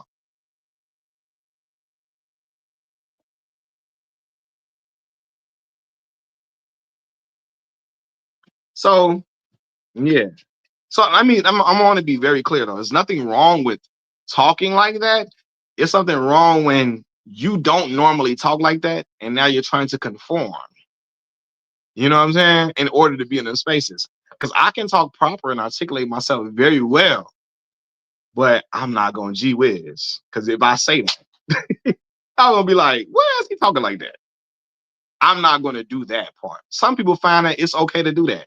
Me personally, I can be professional. I can be articulate without G whizzing because that's just, I would never talk like that. I grew up in the south side of Chicago, Illinois. That is just not how we give it up. That is just not how we talk. If I lived up north on the north side, if I lived in the Chicago that Vince Vaughn grew up in or something, all right, cool. But I did not. So they're like, boy, what? And I know we derailed from the topic of the video, but we do that a lot of times, man. Um, so yeah.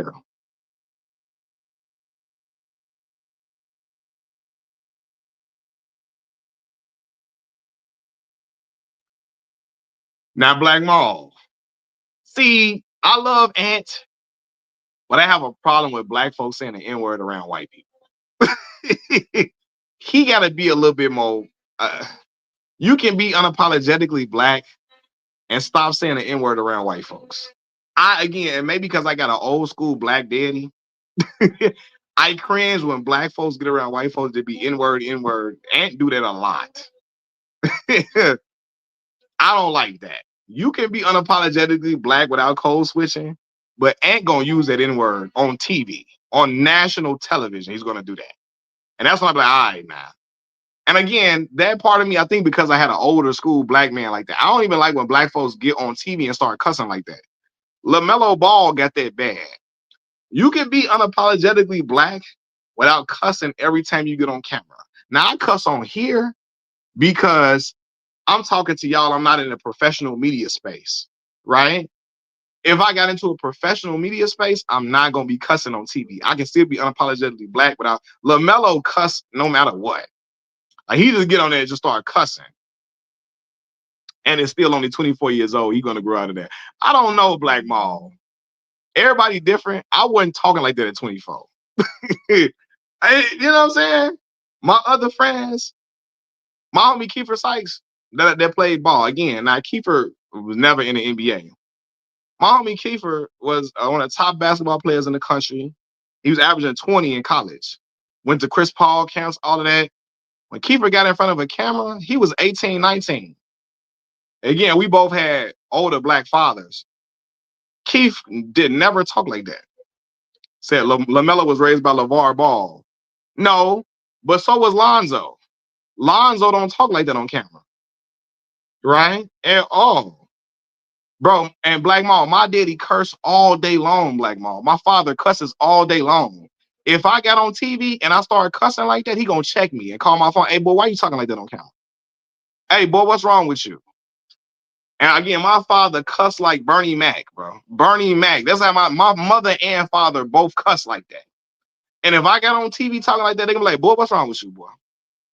Why are you talking like that? That's Lonzo. Black people, but you got to be professional, bro. That it just my family cuss like crazy, and if I get on TV talking like that, they're gonna call and check me. Cause why do you gotta talk? My father cussed just like, I swear to God, just like Bernie Mac. I don't think cussing publicly is professional. Nor do I think saying the N-word around white people is cool. And again, I was raised by a different type of black man and a different type of black woman. But I just don't think stuff like that is okay. You can get on TV without talking like that and doing that. You know what I'm saying? You ain't got to say the N-word around. Something about that makes me cringe when I hear, when we would be on the bus, bro, this is on Chicago CTA bus, right? And we on a bus or the train, my homies on the train, they get to hollering the N-word out. I'll be like, hey, boy, I would check them and say, stop doing that. You see these white people on here?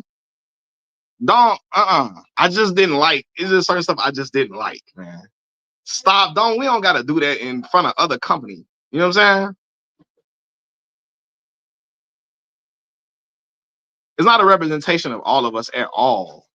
But I don't know. Something about that. It just rubs me the wrong way.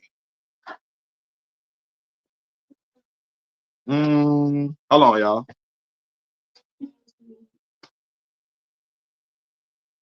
Maybe a little bit. Hold on, y'all. 1 second. Did you have it or no? Because I had gave, remember you had it. Let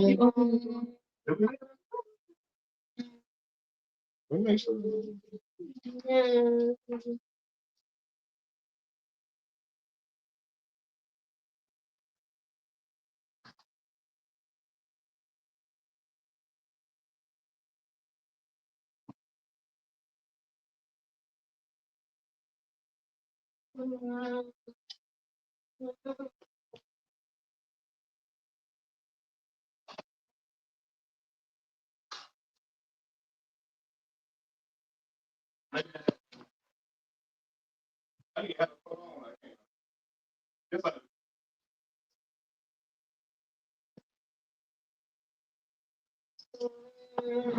Come here, man. Come on. I'm here, y'all. Come here, man.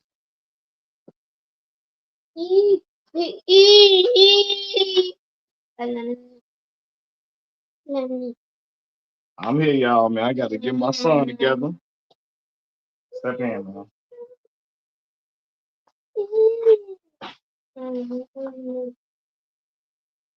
Mommy's gonna order you something, okay?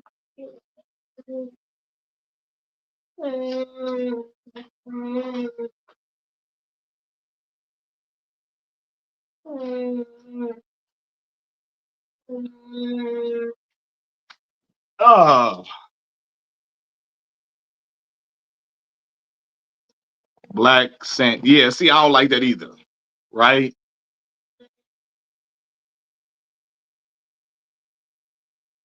I don't like when people try to put on the black scent around black folks. I'll never forget when I was at Morgan Park, right? It was this Hispanic security guard. We call him Mario. His name was Mario, right? And it was another security guard by the name of Mr. Savage. Mr. Savage, rest in peace. Mr. Savage was black. And Mr. Savage would talk about whenever Mario came around him, he would try to yo and shit like that when he seen him. Be like, hey, cool out of that, bro. You ain't gotta do all that because I'm black. Like someone be doing that. when they black, they feel like they gotta do all that extra stuff when they talking to you. I don't like no stuff like that either. No, talk to me how you talk. All don't do no black accent with me. I don't like that either. Cause why you think that's the way you got to communicate with black people? And what? You know what I'm saying? Don't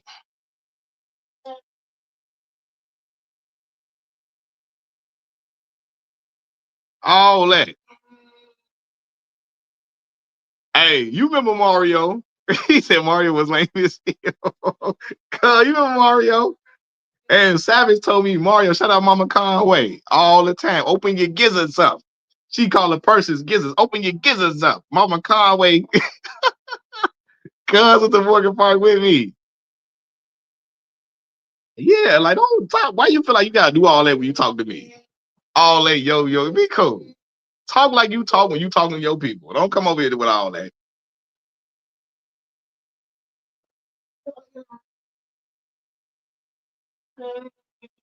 But see though, with me though,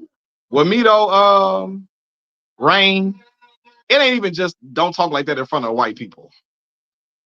I'm the type of person when I'm around elderly people, like I don't be doing all that. Like when I was on the bus, I would never be doing all that. I cuss like that on here with y'all.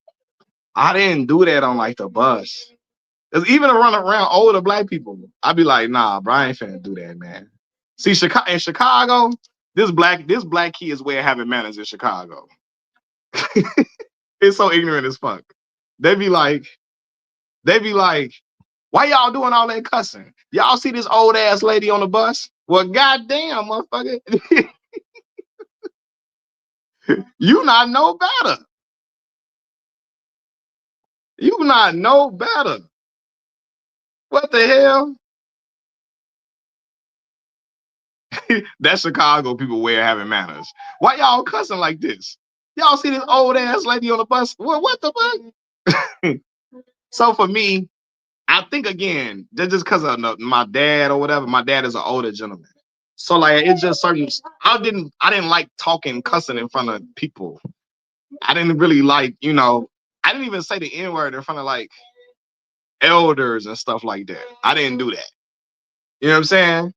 So I definitely wasn't gonna say it around white people. I didn't say it around elder black people. So this is how I was raised. You feel me? I just didn't do that. You know?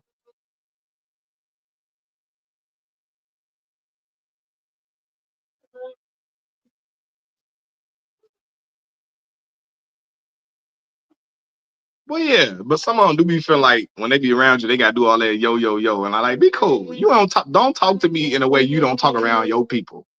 You know what I'm saying? What do you think about some people saying Derrick was more influential in Chicago than Michael Jordan? Man, I just think Kendrick that you got to be from Chicago to really understand that, man. Because people outside of Chicago think it's a shot at Michael Jordan. Chicago is a prideful city, bro. Chicago is a prideful city. We not a city that like California. They got California pride. In Chicago, it's either you from Chicago or you not.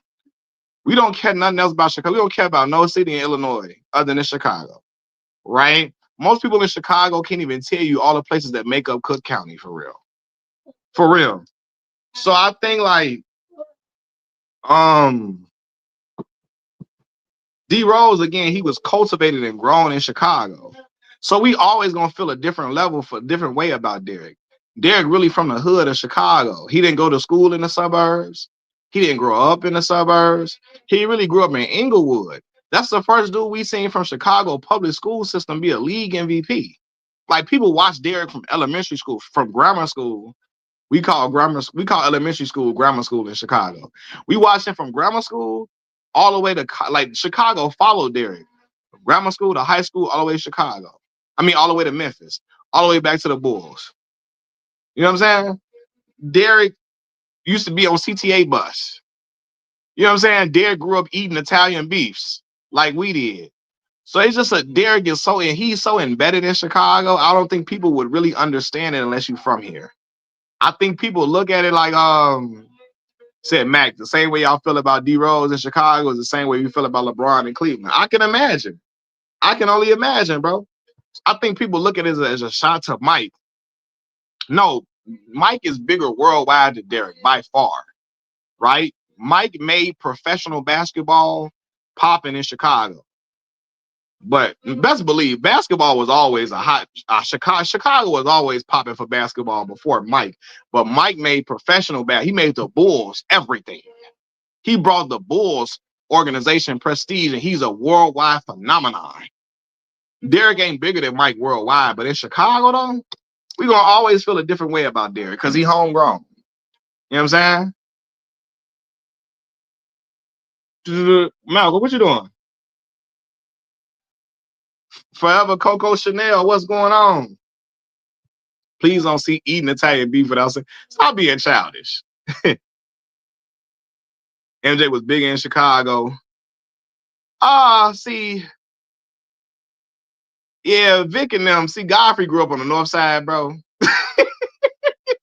All the Africans in Chicago live on the north side. And then Godfrey's older, too. Let me just say that. He lived during the Michael Jordan era. Like, you know, yeah, I think he's older. Again, when you watch Mike, I think people that watch Mike might feel a little, but there's people that watch Mike that still understand what we're saying. When you're from the south side of Chicago and the west side of Chicago, it's a little different, man. North side, they don't really feel Derrick like the south side and west side feel Derrick. Because, you know, up north is where a lot of white folks. Now, Vic is from south side Chicago. So I don't know what Vic talking about. You know what I'm saying? I don't know where Vic coming from with that standpoint. I do think Mike is king here because he won them championships here. I just think the city just had a different pulse for Derrick because, like, I don't know if Vic was really fought. Like, I don't know.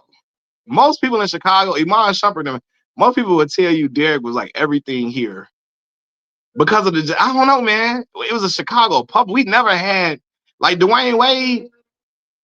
He didn't grow up in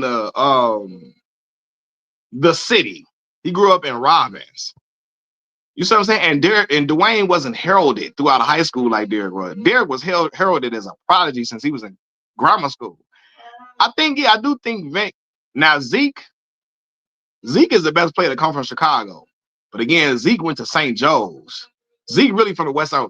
Zeke really from Chicago. Zeke really from the west side of Chicago. But he went to high school in the suburbs. He didn't play in the Chicago Public League. But Zeke really, really from the west side of Chicago. Really, really from the west side all day long. All day. Honestly, Zeke is the best player to come from Chicago because Derrick got hurt. And Derrick never had the chance to really have that healthy career. But I'm not disrespecting Zeke. Zeke is phenomenal. Phenomenal. But even Zeke didn't play. Yeah, Derrick went to public school. CPS, Chicago Public School. That's just a different feel.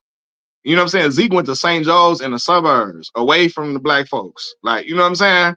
So it's a different feel because Derrick was at Simeon in the hood. Like, it just with that total experience, we can go watch him play. You know what I'm saying? And then we seen Derrick get on national TV and beat Oak Hill with just a bunch of his neighborhood homeboys. He beat a team full of McDonald's All-Americans with his homeboys, with his Tim Flowers, Brandon Hall, Brian Orange, them, with his neighborhood guys from the block. That was different. When we saw him do that on TV, Simeon got on TV and beat a team full of McDonald's All-Americans with D Rose and his homies from the block. You know what I'm saying? Now, Benji is phenomenal. He's again a legend here, but unfortunately, Ben never got to live out the rest of his high school years. He never got to go to the league. We never watched him in college. Derrick, we saw the full, even though he got injured, we saw him go to college to the NBA. We saw him win a league MVP. And again, when Derrick got drafted, bro, believe it or not, the city could have cried that day, bro. Like, the city really shed tears. And when you look at the younger shorties, when Derrick got to the league and went #1, it inspired so many of the young kids behind him. Because after that, we had Anthony Davis, Jabari Parker, you had Jahlil Okafor, you had Ayo Dosunmu, You had Taylor Horton Tucker, also from Simeon. You had Zach Norvell. You had a few guys just keep Kendrick Nunn. You got a few guys trying to follow behind him. Yeah, so I think, yeah, and that was again, Derrick is just Chicago, man. So I think the pride is Chicago pride is so strong. Again, Derrick really from here. He grew up eating the same stuff. He grew up eating Harold's chicken like we did. He grew up going to the Ford City Mall like we did. He grew up going to all these different places. So I just think the feel is just different. And then, like I said, he went to Chicago public school too. He didn't go to a prep school or none of that. He like, I'm gonna go to Chicago public school and get it cracking. You know what I'm saying? I can even imagine like, whoo, can you imagine like it's a city, it's a school in Akron. Um, and LeBron got it cracking going to a Catholic school. But if LeBron would, can you imagine if LeBron was at a public school getting it cracking like that? And again, LeBron was just such a mega figure. It just didn't matter. But boy, what?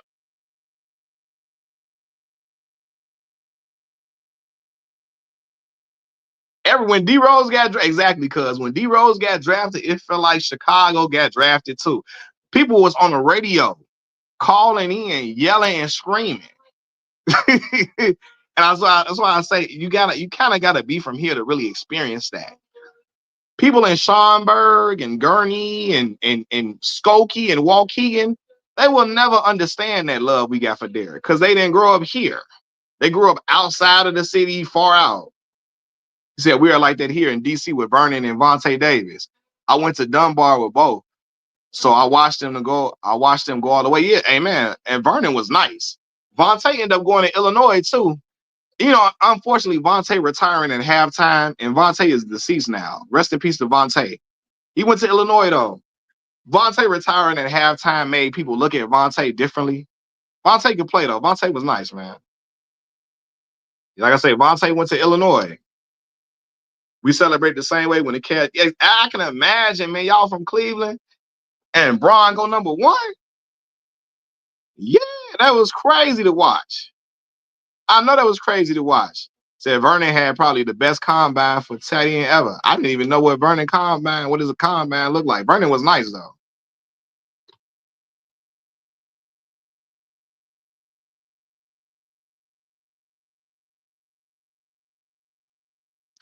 I remember Vernon got into it with the Samurai, Mike Singletary. Said both of them boys was nice. I use Vernon on my Madden team right now. Yeah, Vernon and Vontae Davis, man. Like I said, Vontae passed away like last year or something like that. I think.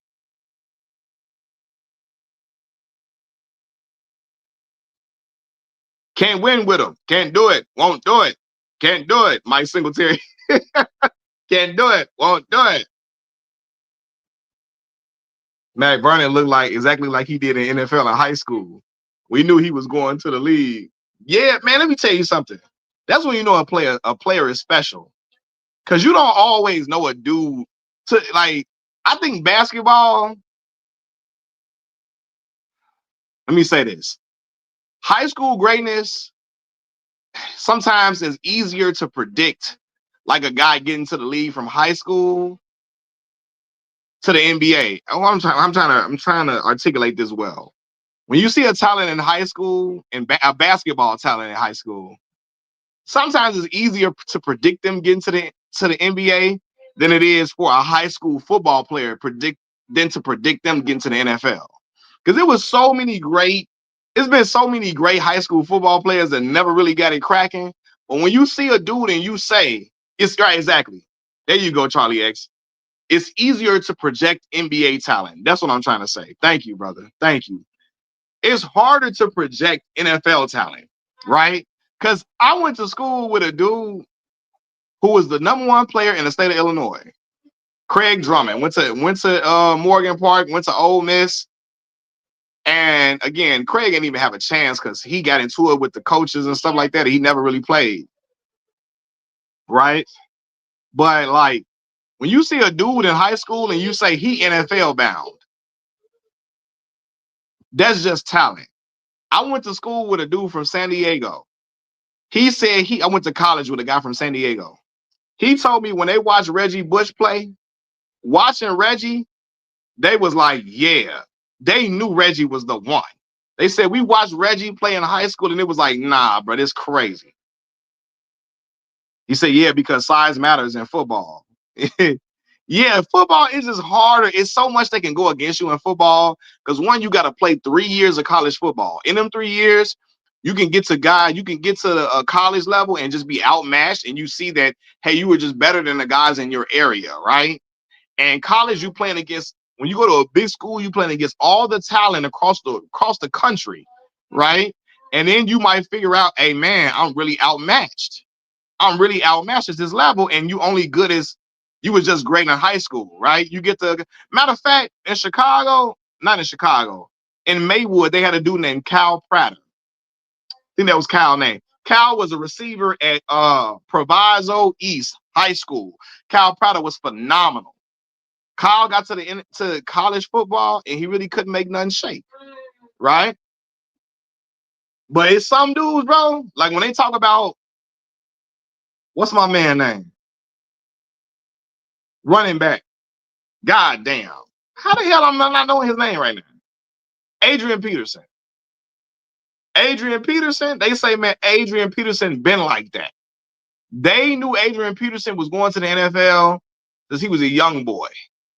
Like, you know what I'm saying? It was just a given. Long as he stay healthy, he in there. Yeah, Derrick Henry. Derrick Henry was putting up incredible numbers in college. They knew all he got to do is stay healthy. He getting to it, no matter what. It's harder to project that NFL talent, man, from a young age, and say it's harder to say in high school this dude gonna be in the NFL and he's gonna be a star in the NFL. Because being in the NFL and being a star is two different things, right? I'm gonna say this about what's the boy named Merrill Hodge. Merrill Hodge was projecting that NFL talent well. He knew Johnny Manziel wasn't gonna be on nothing, and he knew that Jadeveon Clowney was gonna be average for the most part.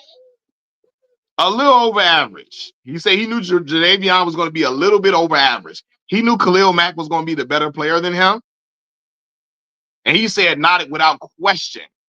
Without question. You know what I'm saying? So, yeah, man. He said Merrill was on point about Khalil Mack versus Jadeveon Clowney. Absolutely. He said, I'm taking Khalil Mack and I wouldn't even think about it. I wouldn't think about it. He said, I'm telling y'all. He said Saquon high school tape is like that too. They already knew. I call him the best running back I ever seen. And he looked at me crazy as hell. Oh! And everyone questioned because Mac went to Buffalo, right?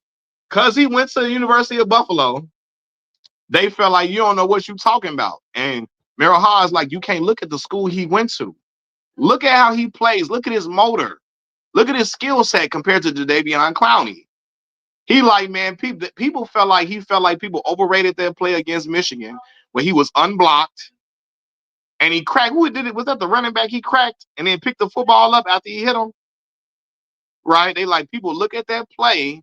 He said, yes, Jadeveon is going to have some spectacular plays because he's super athletic, but he's not a better football player than Khalil Mack. He's not. Derrick Henry rushed for damn near 11,000 yards in high school. Yeah, Yulee High School, I think it is, in Florida. He just hit what he rushed for in high school this past season. Imagine how many kids realized they were good at math due to Henry. Man, Derrick, it's so crazy, bro. It don't even feel like you're like, damn, Derrick been in the NFL long enough to get 11,000. Mac, you taking rookie Melo or KD? Oh, man, I was a huge Carmelo Anthony fan when he was in college. But when I saw Kevin Durant, bro, I remember watching Kevin Durant when he was at Texas. He was playing Texas Tech and Kansas in them. And I said, who the hell is this? Because I had never seen no shit like that. A dude that's damn near 7 feet shooting a ball like that? It was like, fam, what is this? I'm going to have to go with KD, man. I don't know. You said rookie. Now again, rookie Melo took the damn Denver Nuggets to the playoffs. So hold on, rookie.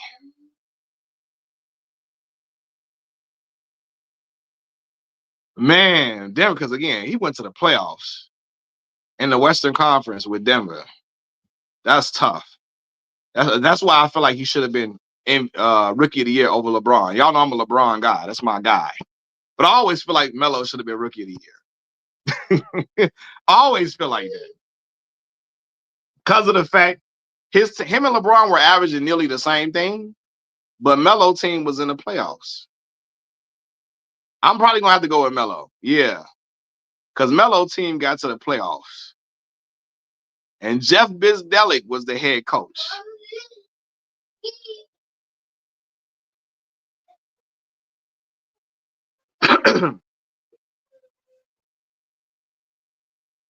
I played against KD when he was at Montrose Christian. Their PG was 6'4" and our center was 6'6". Needless to say, we got built to ass. Linus Glazer, he went to Montrose Christian too, didn't he? Remember Linus Glazer? The white dude? Glazer, I think, was a shooter. He was a big, though. Linus Glazer.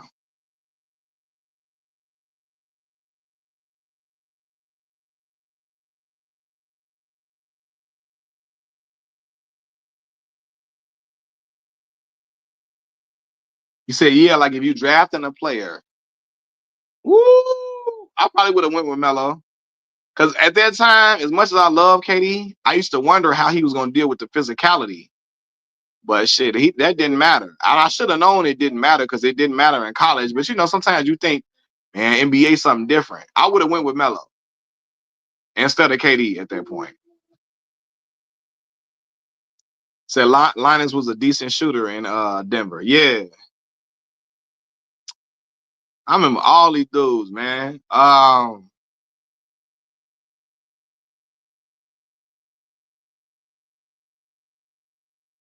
no, yeah, the topic of the video, I was talking about B. Scott, Byron Scott, and them throwing shots at LeBron. I didn't get all off the topic. Byron Scott and them throwing shots at LeBron. I'm like, Rashawn Leonard was a shooter. Rashawn went from shout out to Detroit, Michigan. Rashawn, I think, went to school with Jalen Rose, I believe. Rashawn, both were 17 when Nuggets added on. Oh, Andre was there. Andre Miller, man. Andre Miller, one of the most underrated point guards ever, man. Andre was nice. I liked Andre a lot. Andre, he wasn't super flashy, but was a pure point. Andre could score, and he can get you 22 points on some nights, and he get you 17 assists. Andre was really, really good. I forgot Melo was hooping with Andre Miller his rookie season. Marcus Camby. Marcus was a very good defender. Marcus was good for about 11 points a game. About 11 points, 12 points a game at that point. But he was a very good defender, though. Rebounder, good rebound, very good rebounder as well.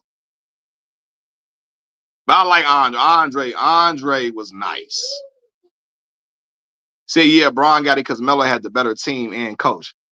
Now, I will say this. Now, having Andre Miller as your PG, who the hell was LeBron? Jeff McGinnis? Who was the PG at that point? Jeff McGinnis. They had Braun playing PG, though. Paul Silas had Braun playing PG. But Jeff McGinnis, Ricky Davis, who else? Carlos Boozer. Yeah, Braun was the PG. Yeah, because Paul Silas had him running PG.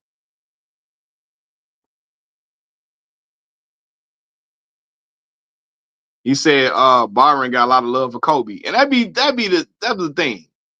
He feel like, or because he got love for Kobe, he got to keep throwing these little shots at LeBron James.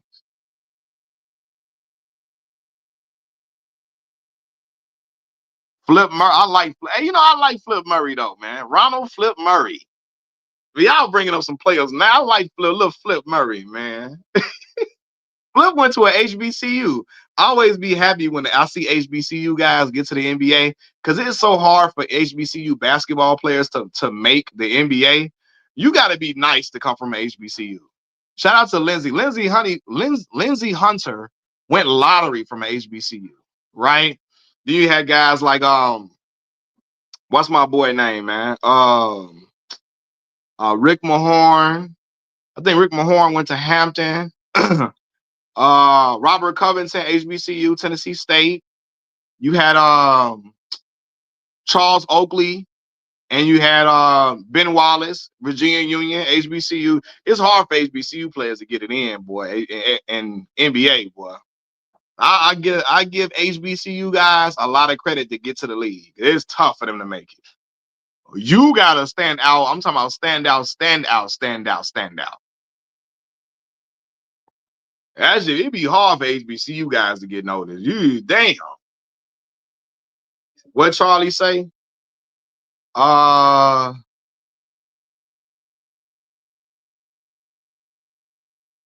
was a great wide receiver. Played varsity a sophomore year, 100 receptions, 2,000 yards, 23 to 27 touchdowns. He was two-time all Ohio selection. He was top prospect. He recorded 9 catches, 100 yards, and Braun was in there going crazy. But he made the right decision, man. Especially with the money. And shoot, you can play longer and get more money in basketball. He had 9 catches for 100 yards in a playoff game his freshman year. That's tough. That is tough. But in basketball, you can play longer and get your money longer. So he made the right decision. But football, again, that size and that speed he had and that athletic ability, that's a recipe for an animal. But they would have been trying to chop at Braun legs continuously. They would have been trying to chop at LeBron legs continuously.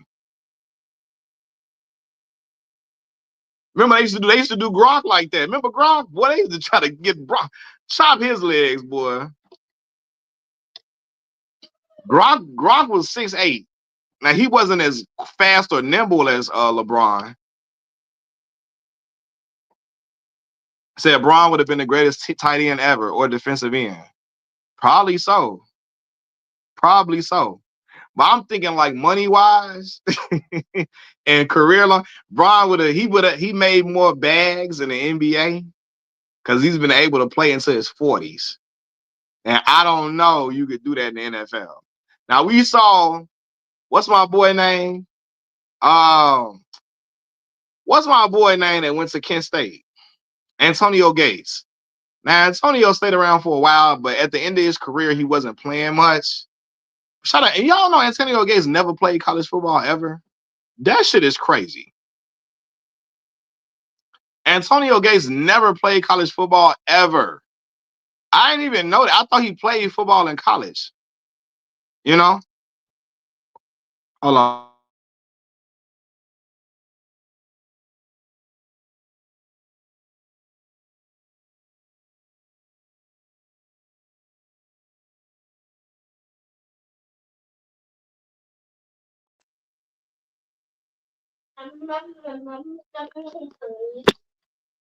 Yeah, Antonio never played college football. I don't care what nobody say. It's hard for you to adjust to never playing college football. And then like gotta remember all them damn plays.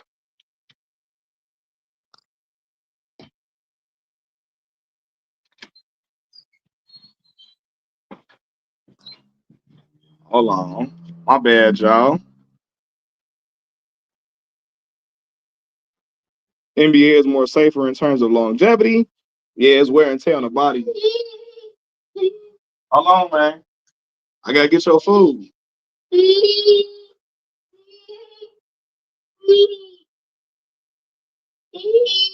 Hold on, y'all.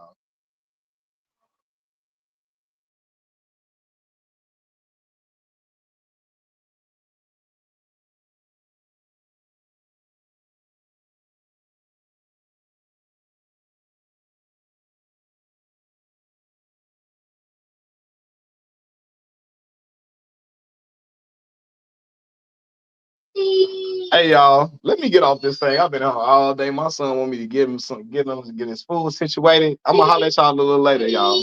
Peace.